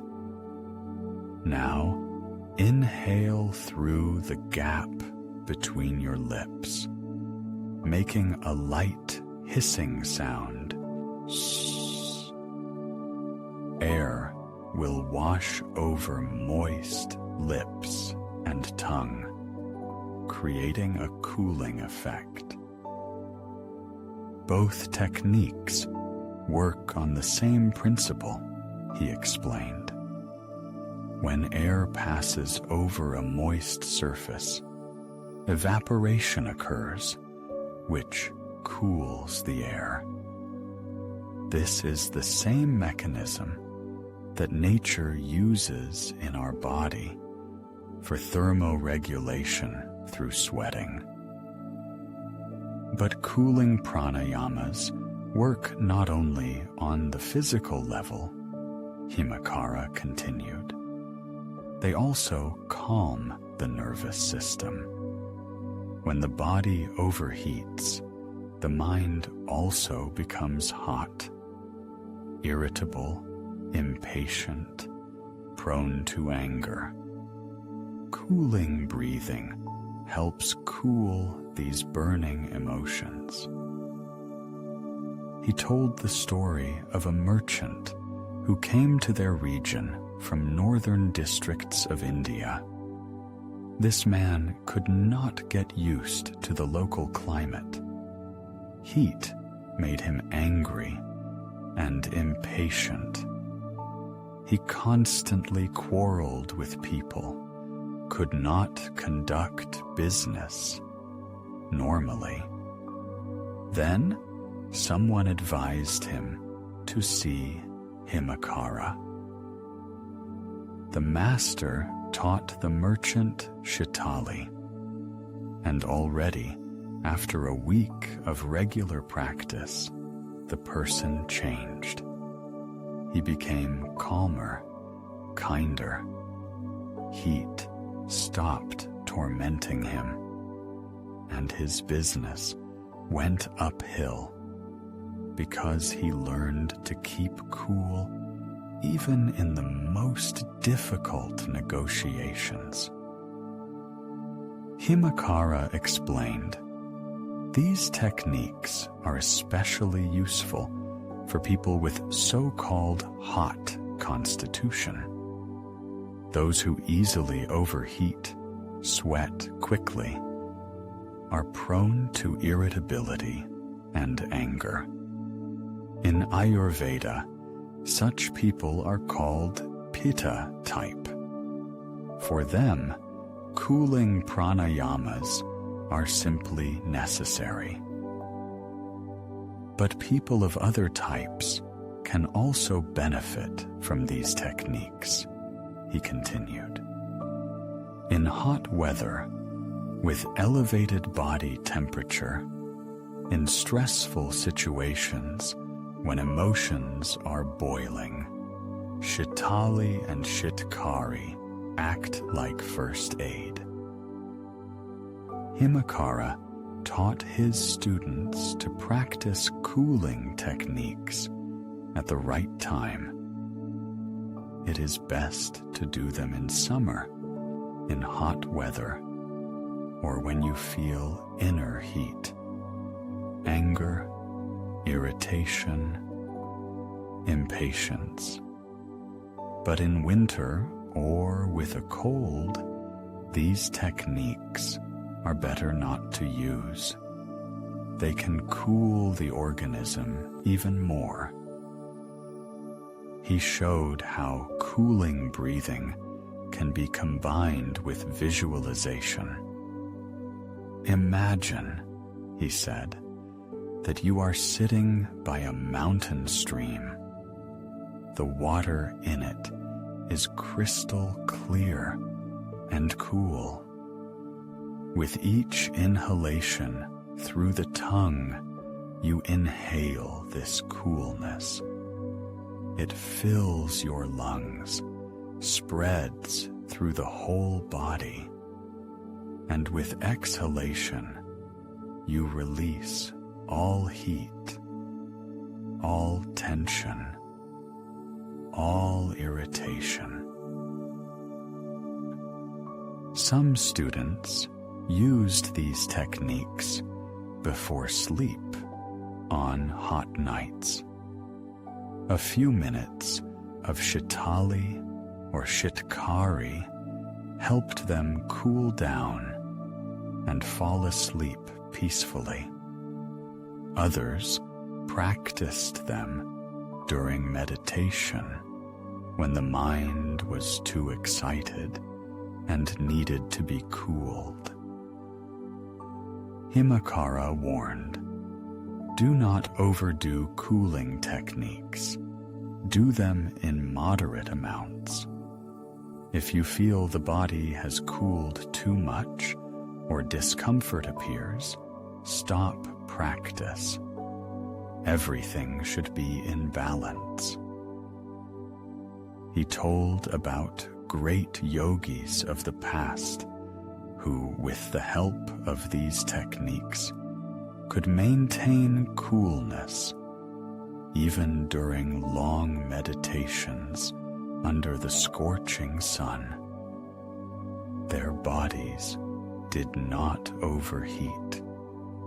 Mind remained clear and calm. Some of them, he said, achieved such mastery that they could regulate their body temperature by breathing alone. But even if we do not strive for such heights, Himakara concluded, cooling pranayamas give us an excellent tool for working with heat, both physical and emotional. They remind us that in ourselves there is a source of coolness and peace that is always available. You just need to breathe correctly. And when we master these techniques, we become more independent of external conditions. Heat stops being torment. Anger and irritation lose their power over us. We gain inner freedom, the ability to maintain coolness and calm under any circumstances. In the heart of every person, there is a special space. Ancient texts call it the cave of the heart, the sanctuary of the soul.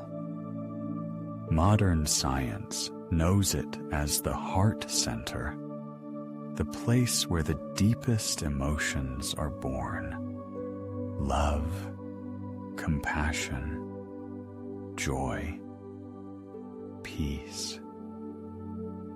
And there is a special kind of breathing that opens this space. Breathing that connects us not with air, but with the very essence of life. Not with lungs, but with the heart.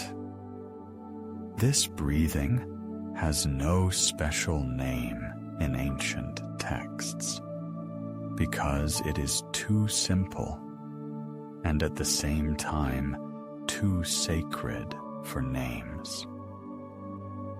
In the mountains of northern India, in a small monastery lost among clouds, lived an old lama named Bodhisattva.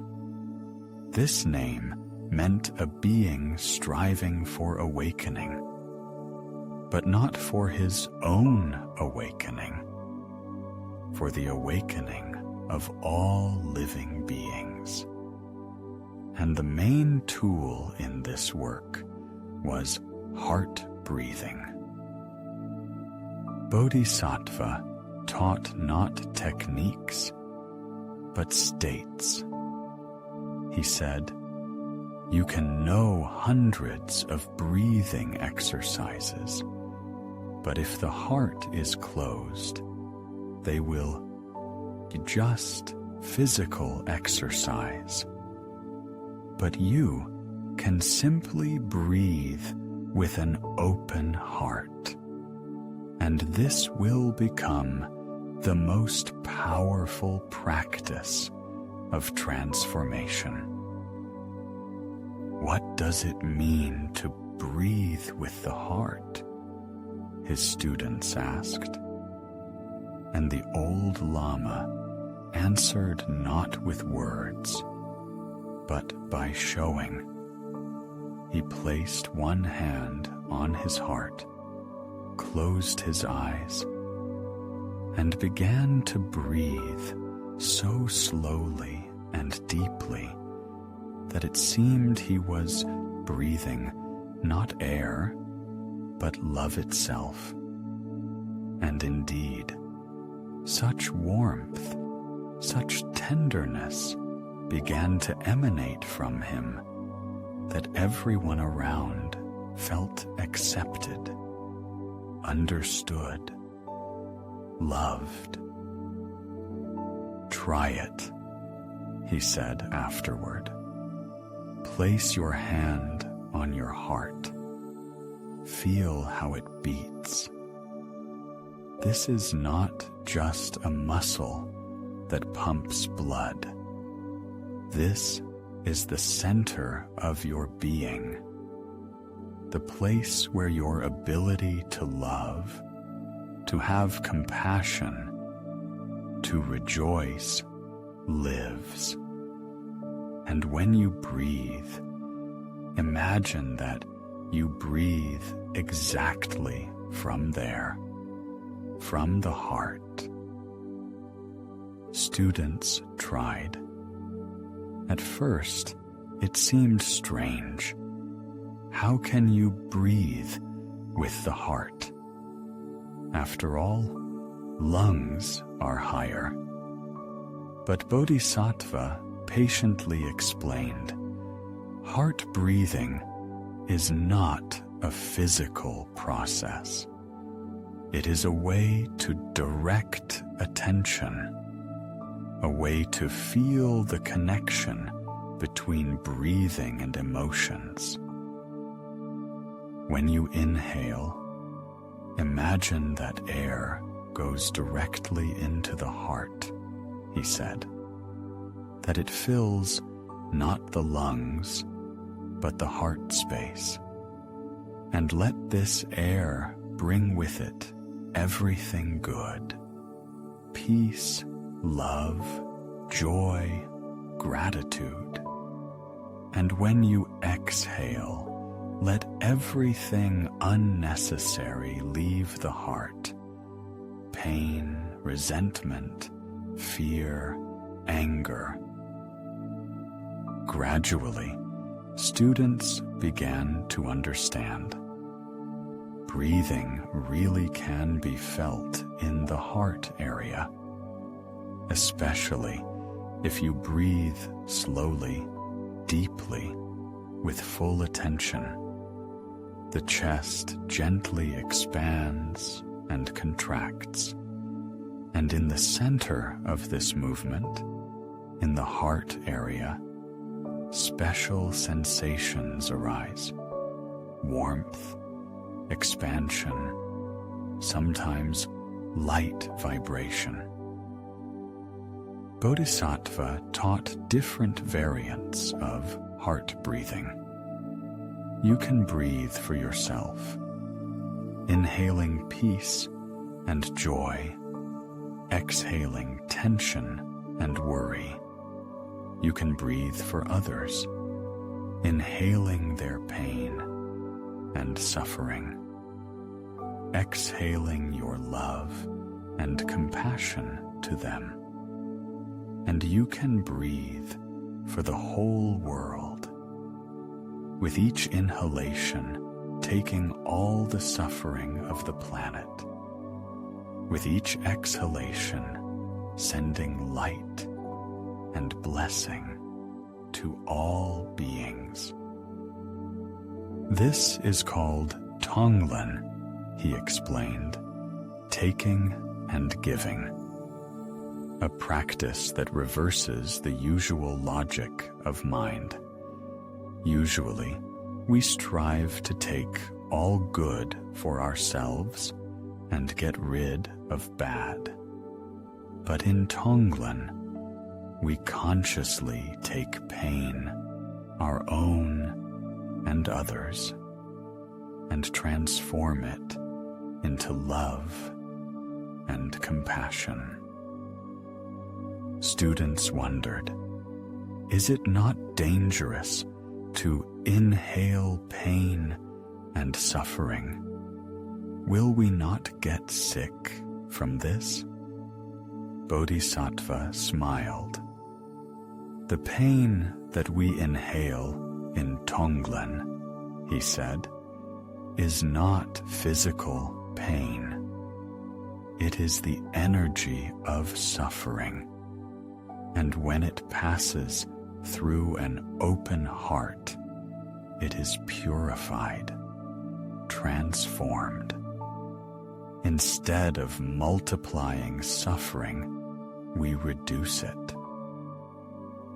He told the story of a mother whose child was seriously ill. Every night she sat by his bed and practiced Tonglen, inhaled his pain, exhaled her healing and love to him, and miraculously the child began to recover. Doctors could not explain what happened, but the mother knew. Love passed through breathing has healing power. Not everyone is ready for such intensive practice, Bodhisattva continued. You can start with a simpler variant. Simply breathe with gratitude. Inhaling, thank for this breath, for the opportunity to live, for all good in your life.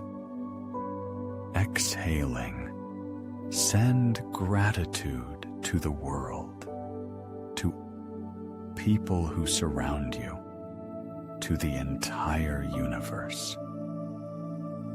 Or breathe with forgiveness, he suggested. Inhaling, forgive yourself for all mistakes and blunders. Exhaling, forgive all who have ever caused you pain. Forgiveness, passing through breathing, purifies the heart from resentments and makes it capable of new love. You can breathe with prayer, he said.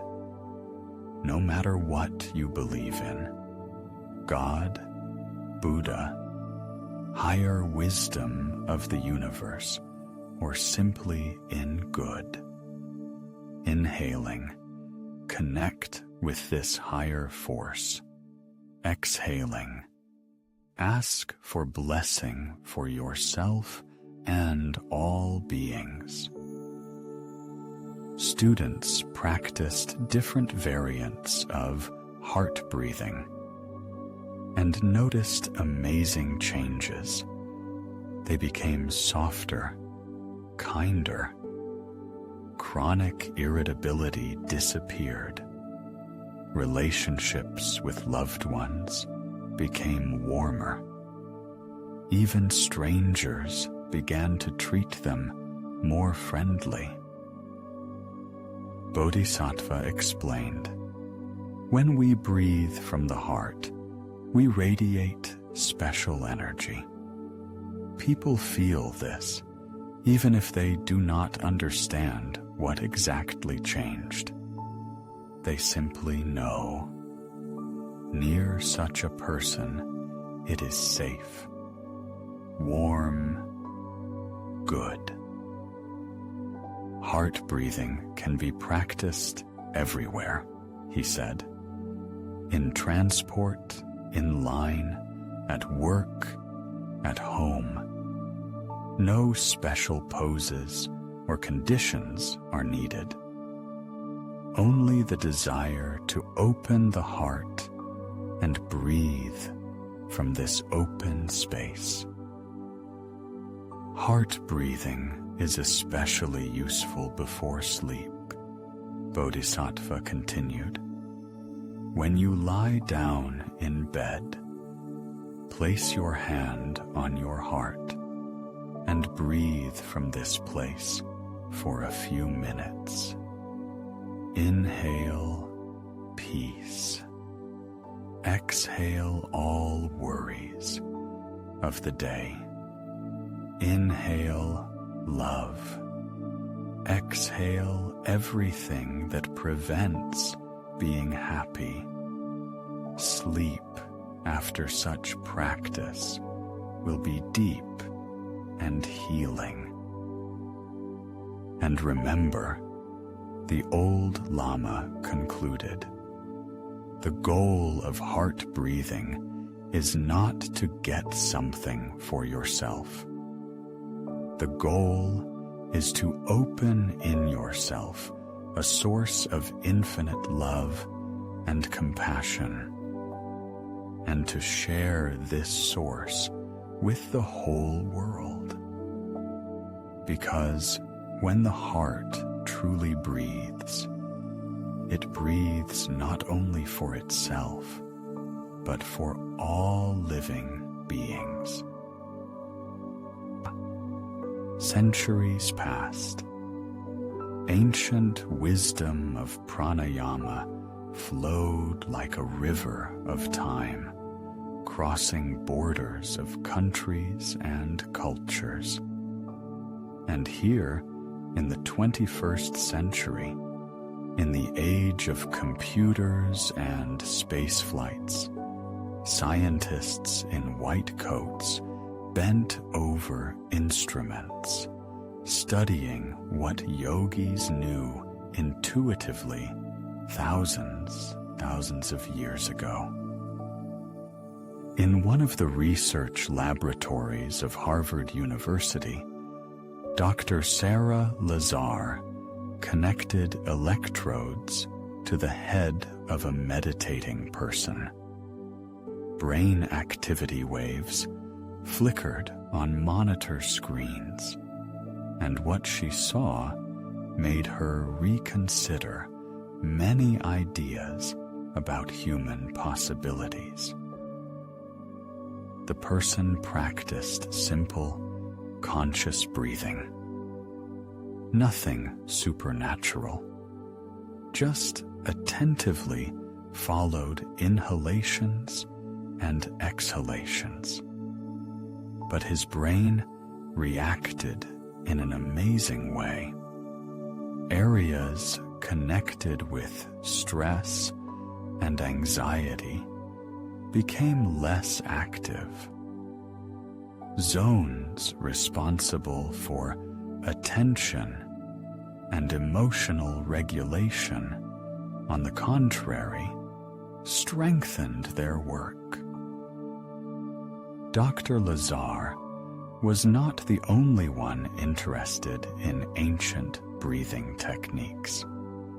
Around the world, researchers studied the influence of pranayama on the human organism, and results amazed even skeptics. At Mayo Clinic, they found that regular practice of slow diaphragmatic breathing lowers blood pressure better than some medications. At Stanford, they discovered that pranayama techniques activate the vagus nerve, the most important element of the parasympathetic nervous system, responsible for relaxation and recovery. At the HeartMath Institute in California, they developed special devices that show how breathing affects heart rate variability.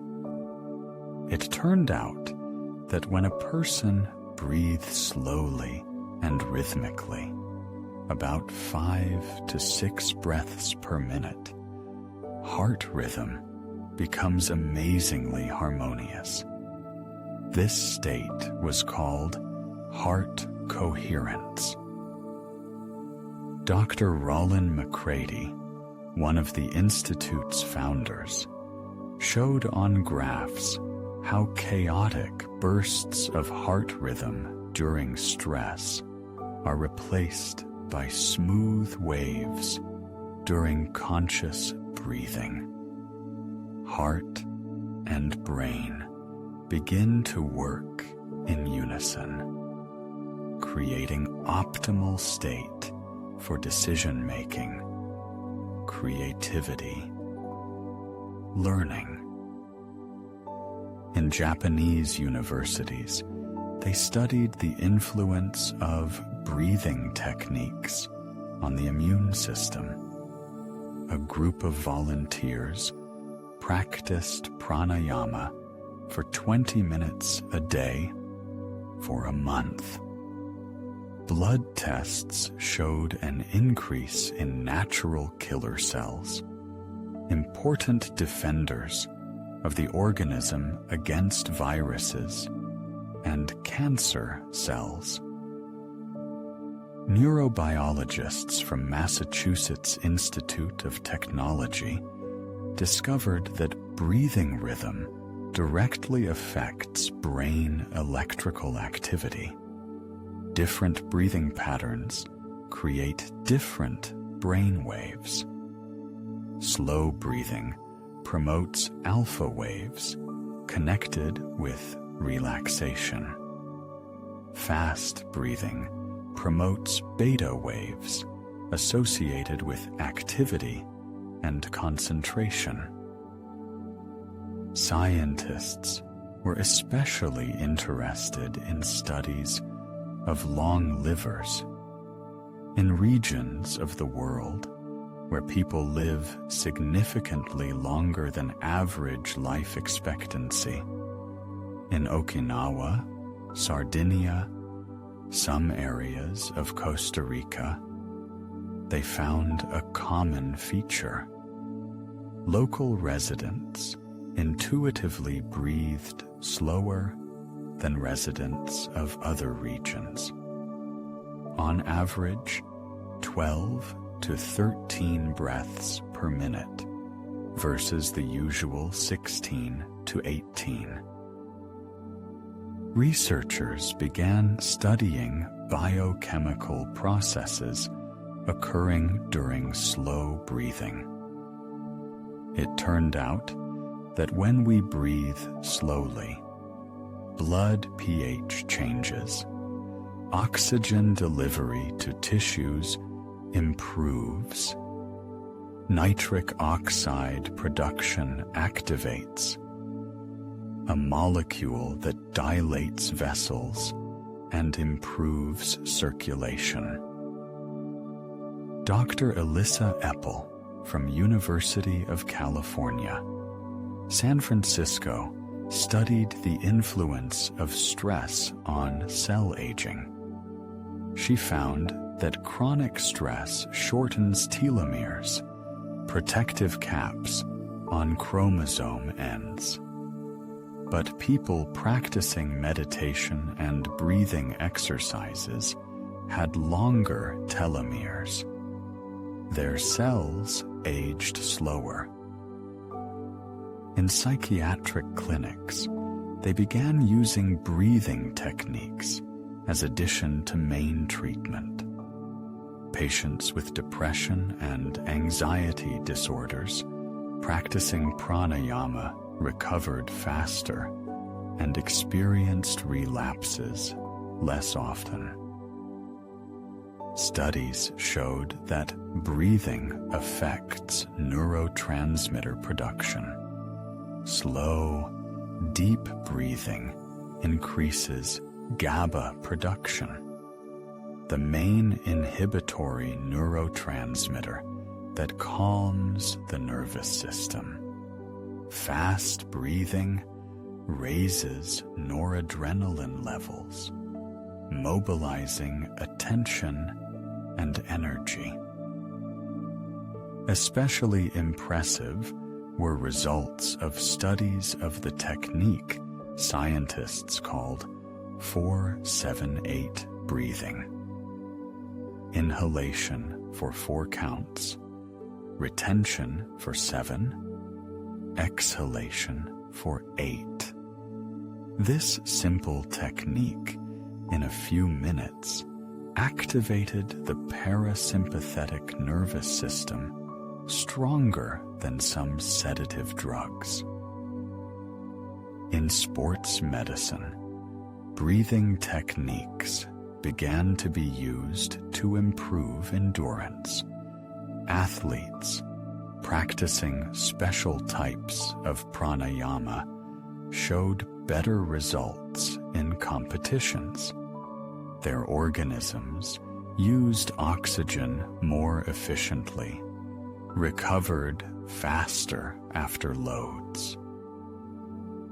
Pediatricians began teaching breathing techniques to children with attention deficit disorder. Simple breathing exercises helped children concentrate better, get distracted less, react more calmly to stress. Oncologists found that patients practicing breathing exercises during chemotherapy tolerated treatment easier. They had fewer side effects, better mood, stronger immunity. Sleep researchers found that certain breathing techniques help fall asleep faster and sleep deeper. Slow breathing through the nose activates the parasympathetic nervous system, signaling the brain that it is time to rest. In the corporate world, companies began implementing employee breathing technique training programs. Google, Apple, Goldman Sachs, many large corporations found that 5-minute breathing practices increase employee productivity more than hour-long time management trainings. Military studied using breathing techniques for soldier preparation. Special types of pranayama helped fighters maintain composure in extreme situations, recover faster after battle stress.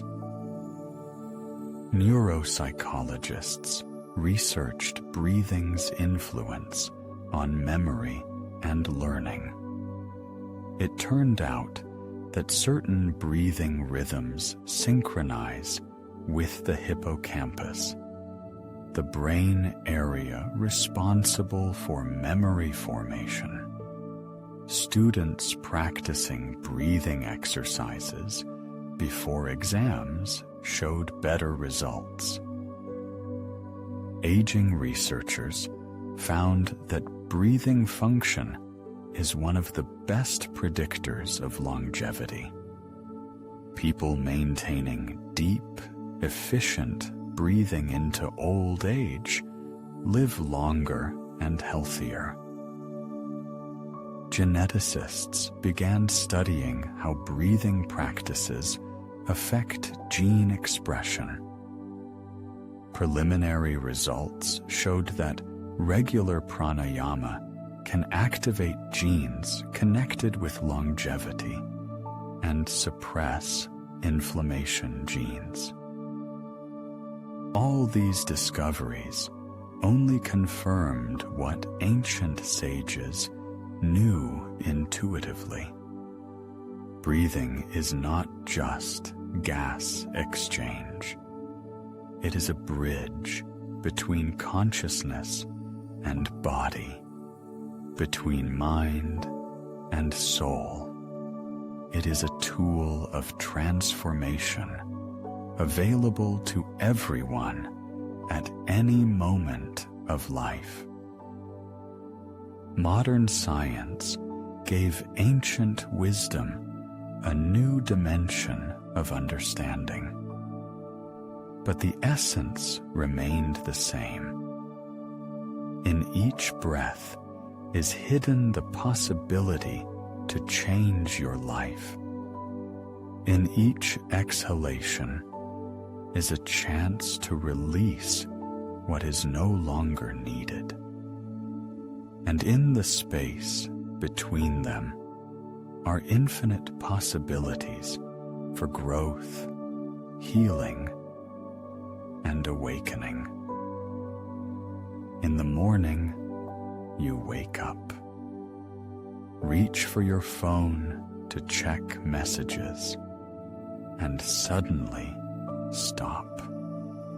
Remember something important, that breathing is the first thing you do when you wake up, and the last thing you will do when falling asleep. Between these two moments lies a whole life, and each of its moments can be lived consciously with full presence. You place your hand on your belly. Feel how it rises and falls in the rhythm of breathing. This is so simple, and at the same time, so sacred. Each breath is a gift, an opportunity to feel alive. Each exhalation is gratitude for this gift. In the modern world, full of haste and bustle, pranayama becomes not just an ancient practice. It becomes a necessity, a way to return to yourself amid information chaos, a method to find peace in the center of a storm, an art of remaining human in the age of machines. You can practice it everywhere. In the subway, squeezed between people, breathe slowly and deeply, creating a space of calmness around yourself. In the office, before an important meeting, a few Ujjayi breaths to gather and concentrate. At home, in the evening, Bhrāmarī to calm the mind after a busy day. Pranayama does not require special time. It integrates into your life as naturally as breathing is built into existence. Walking down the street, you can count steps and synchronize breathing with them. Standing in line, you can practice Nadi shodhana mentally. Lying in bed before sleep, heart breathing will help release all worries of the day. Techniques can be different, but the essence is one: to return breathing to its true role in life, to make it not just an automatic process, but a conscious act of presence. Each breath becomes an opportunity to let in what is needed right now. Peace, energy, clarity, love. Each exhalation is a chance to release what prevents being happy. At work, you have stress. Deadline is burning. Boss is unhappy. Colleagues are nervous. Usually, you would join this bustle, start hurrying, worrying. But now you have another choice.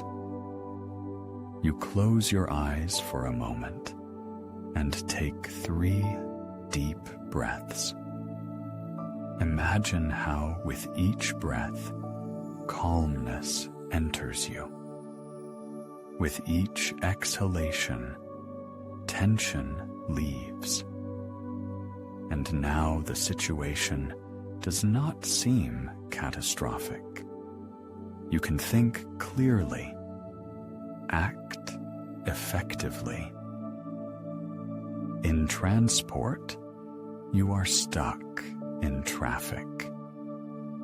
Everyone around honks, swears, gets nervous, and you use this time for practice. Breathe Shitali if it is hot, or Kapalabhati if you feel tired. Traffic jam transforms from a source of irritation into an opportunity for inner work. At home, with family, a conflict arose. Words were said harshly. Emotions are heated. Usually you would respond the same way, escalating the conflict. But now you pause. Breathe from the heart. Inhale understanding. Exhale love. And now you can respond not from anger, but from wisdom. The conflict resolves peacefully. Before an important decision, you do not hurry. Sit comfortably. Practice Kumbhaka. In moments of silence, between inhalation and exhalation, clarity comes. The answer is born not from fear or desire, but from deep wisdom. Before sleep, instead of replaying the events of the day or plans for tomorrow in your head, you breathe Bhrāmarī. The sound of the inner bee lulls the mind. Thoughts slow down. Sleep comes naturally, without effort. In the morning, waking up, you do not rush to jump out of bed. Lie for a few more minutes, breathing complete yogic breathing. Fill yourself with energy for the whole day. Get up, not in haste, but in peace. Pranayama becomes not a practice that you do, but a way that you live. Breathing transforms from an automatic process into a conscious choice. A choice to be here and now. A choice to respond, not react. A choice to live, not just exist. And amazing thing, those around begin to notice this. Colleagues say you have become calmer. Friends note that it is easy and comfortable with you.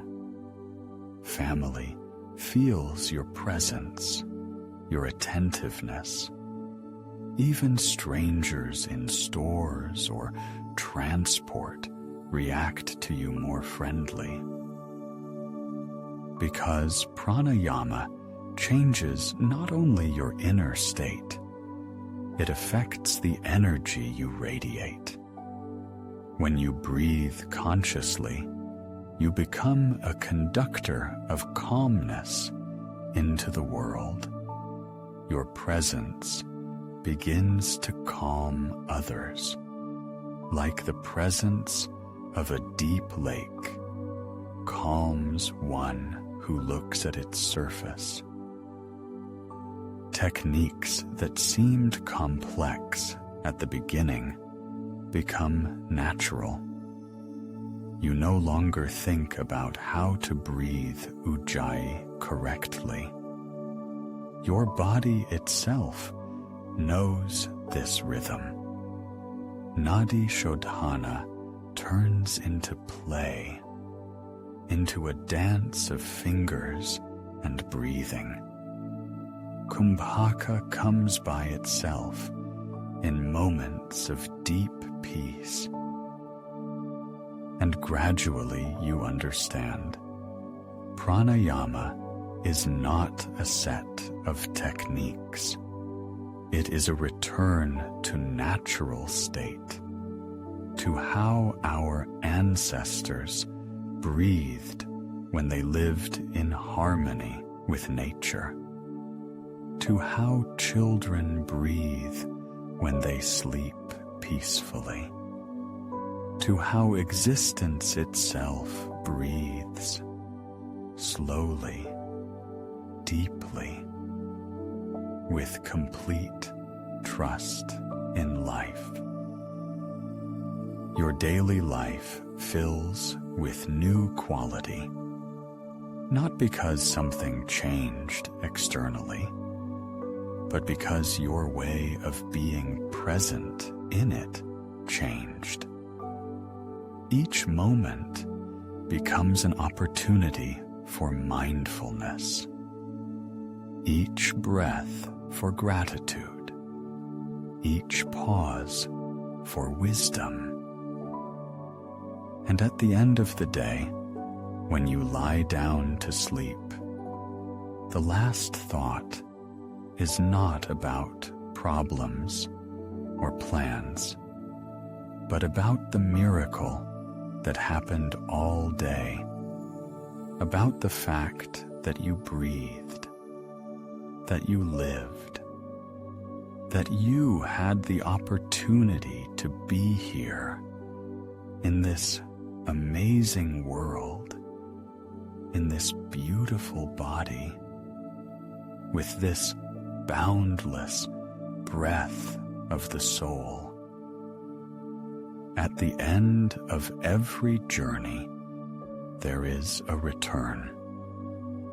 At the end of every search is understanding that what you sought was always nearby.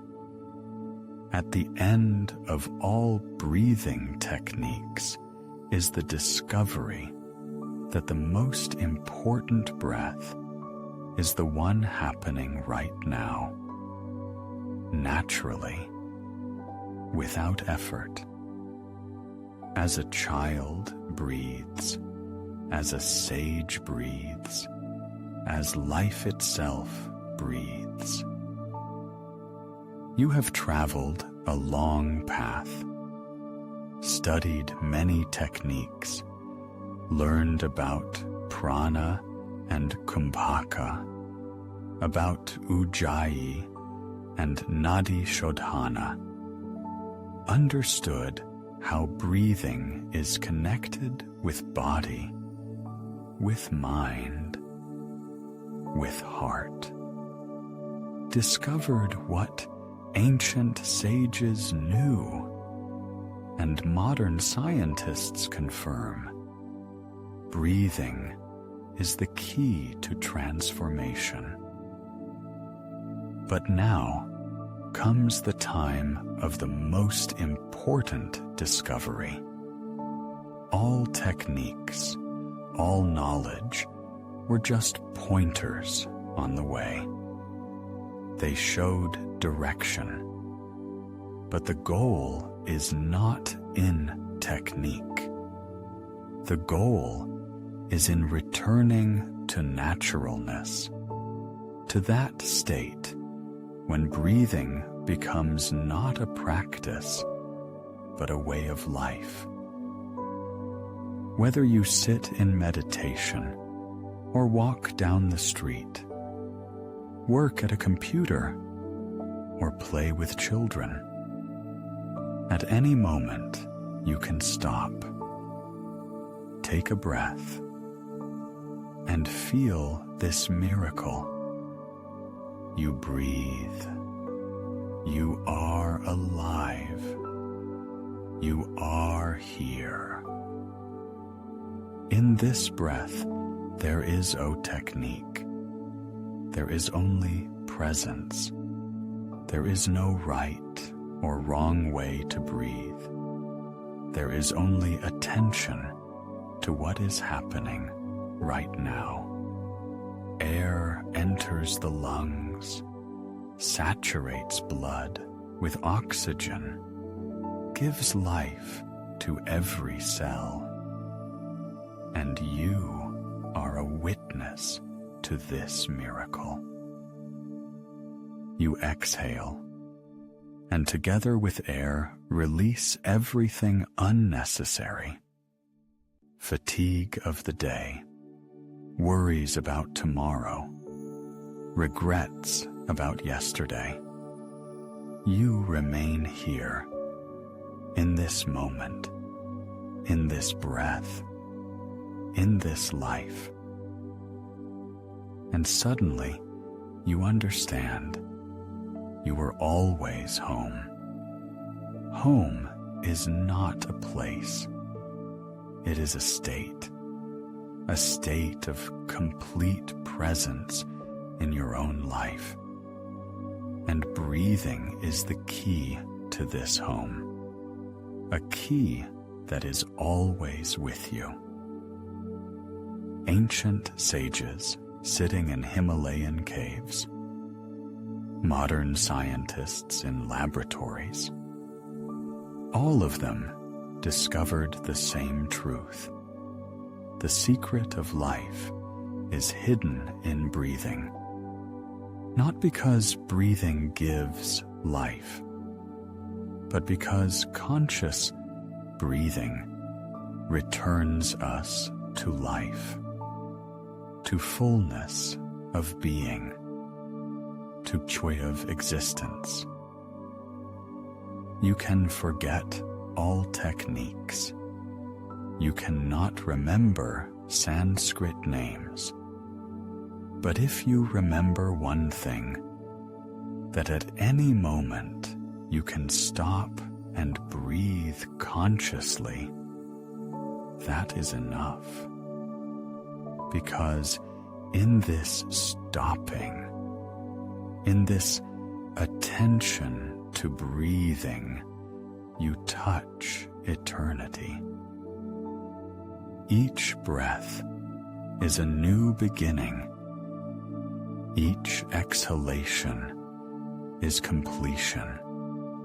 And in this infinite cycle of beginnings and completions is all the wisdom of life.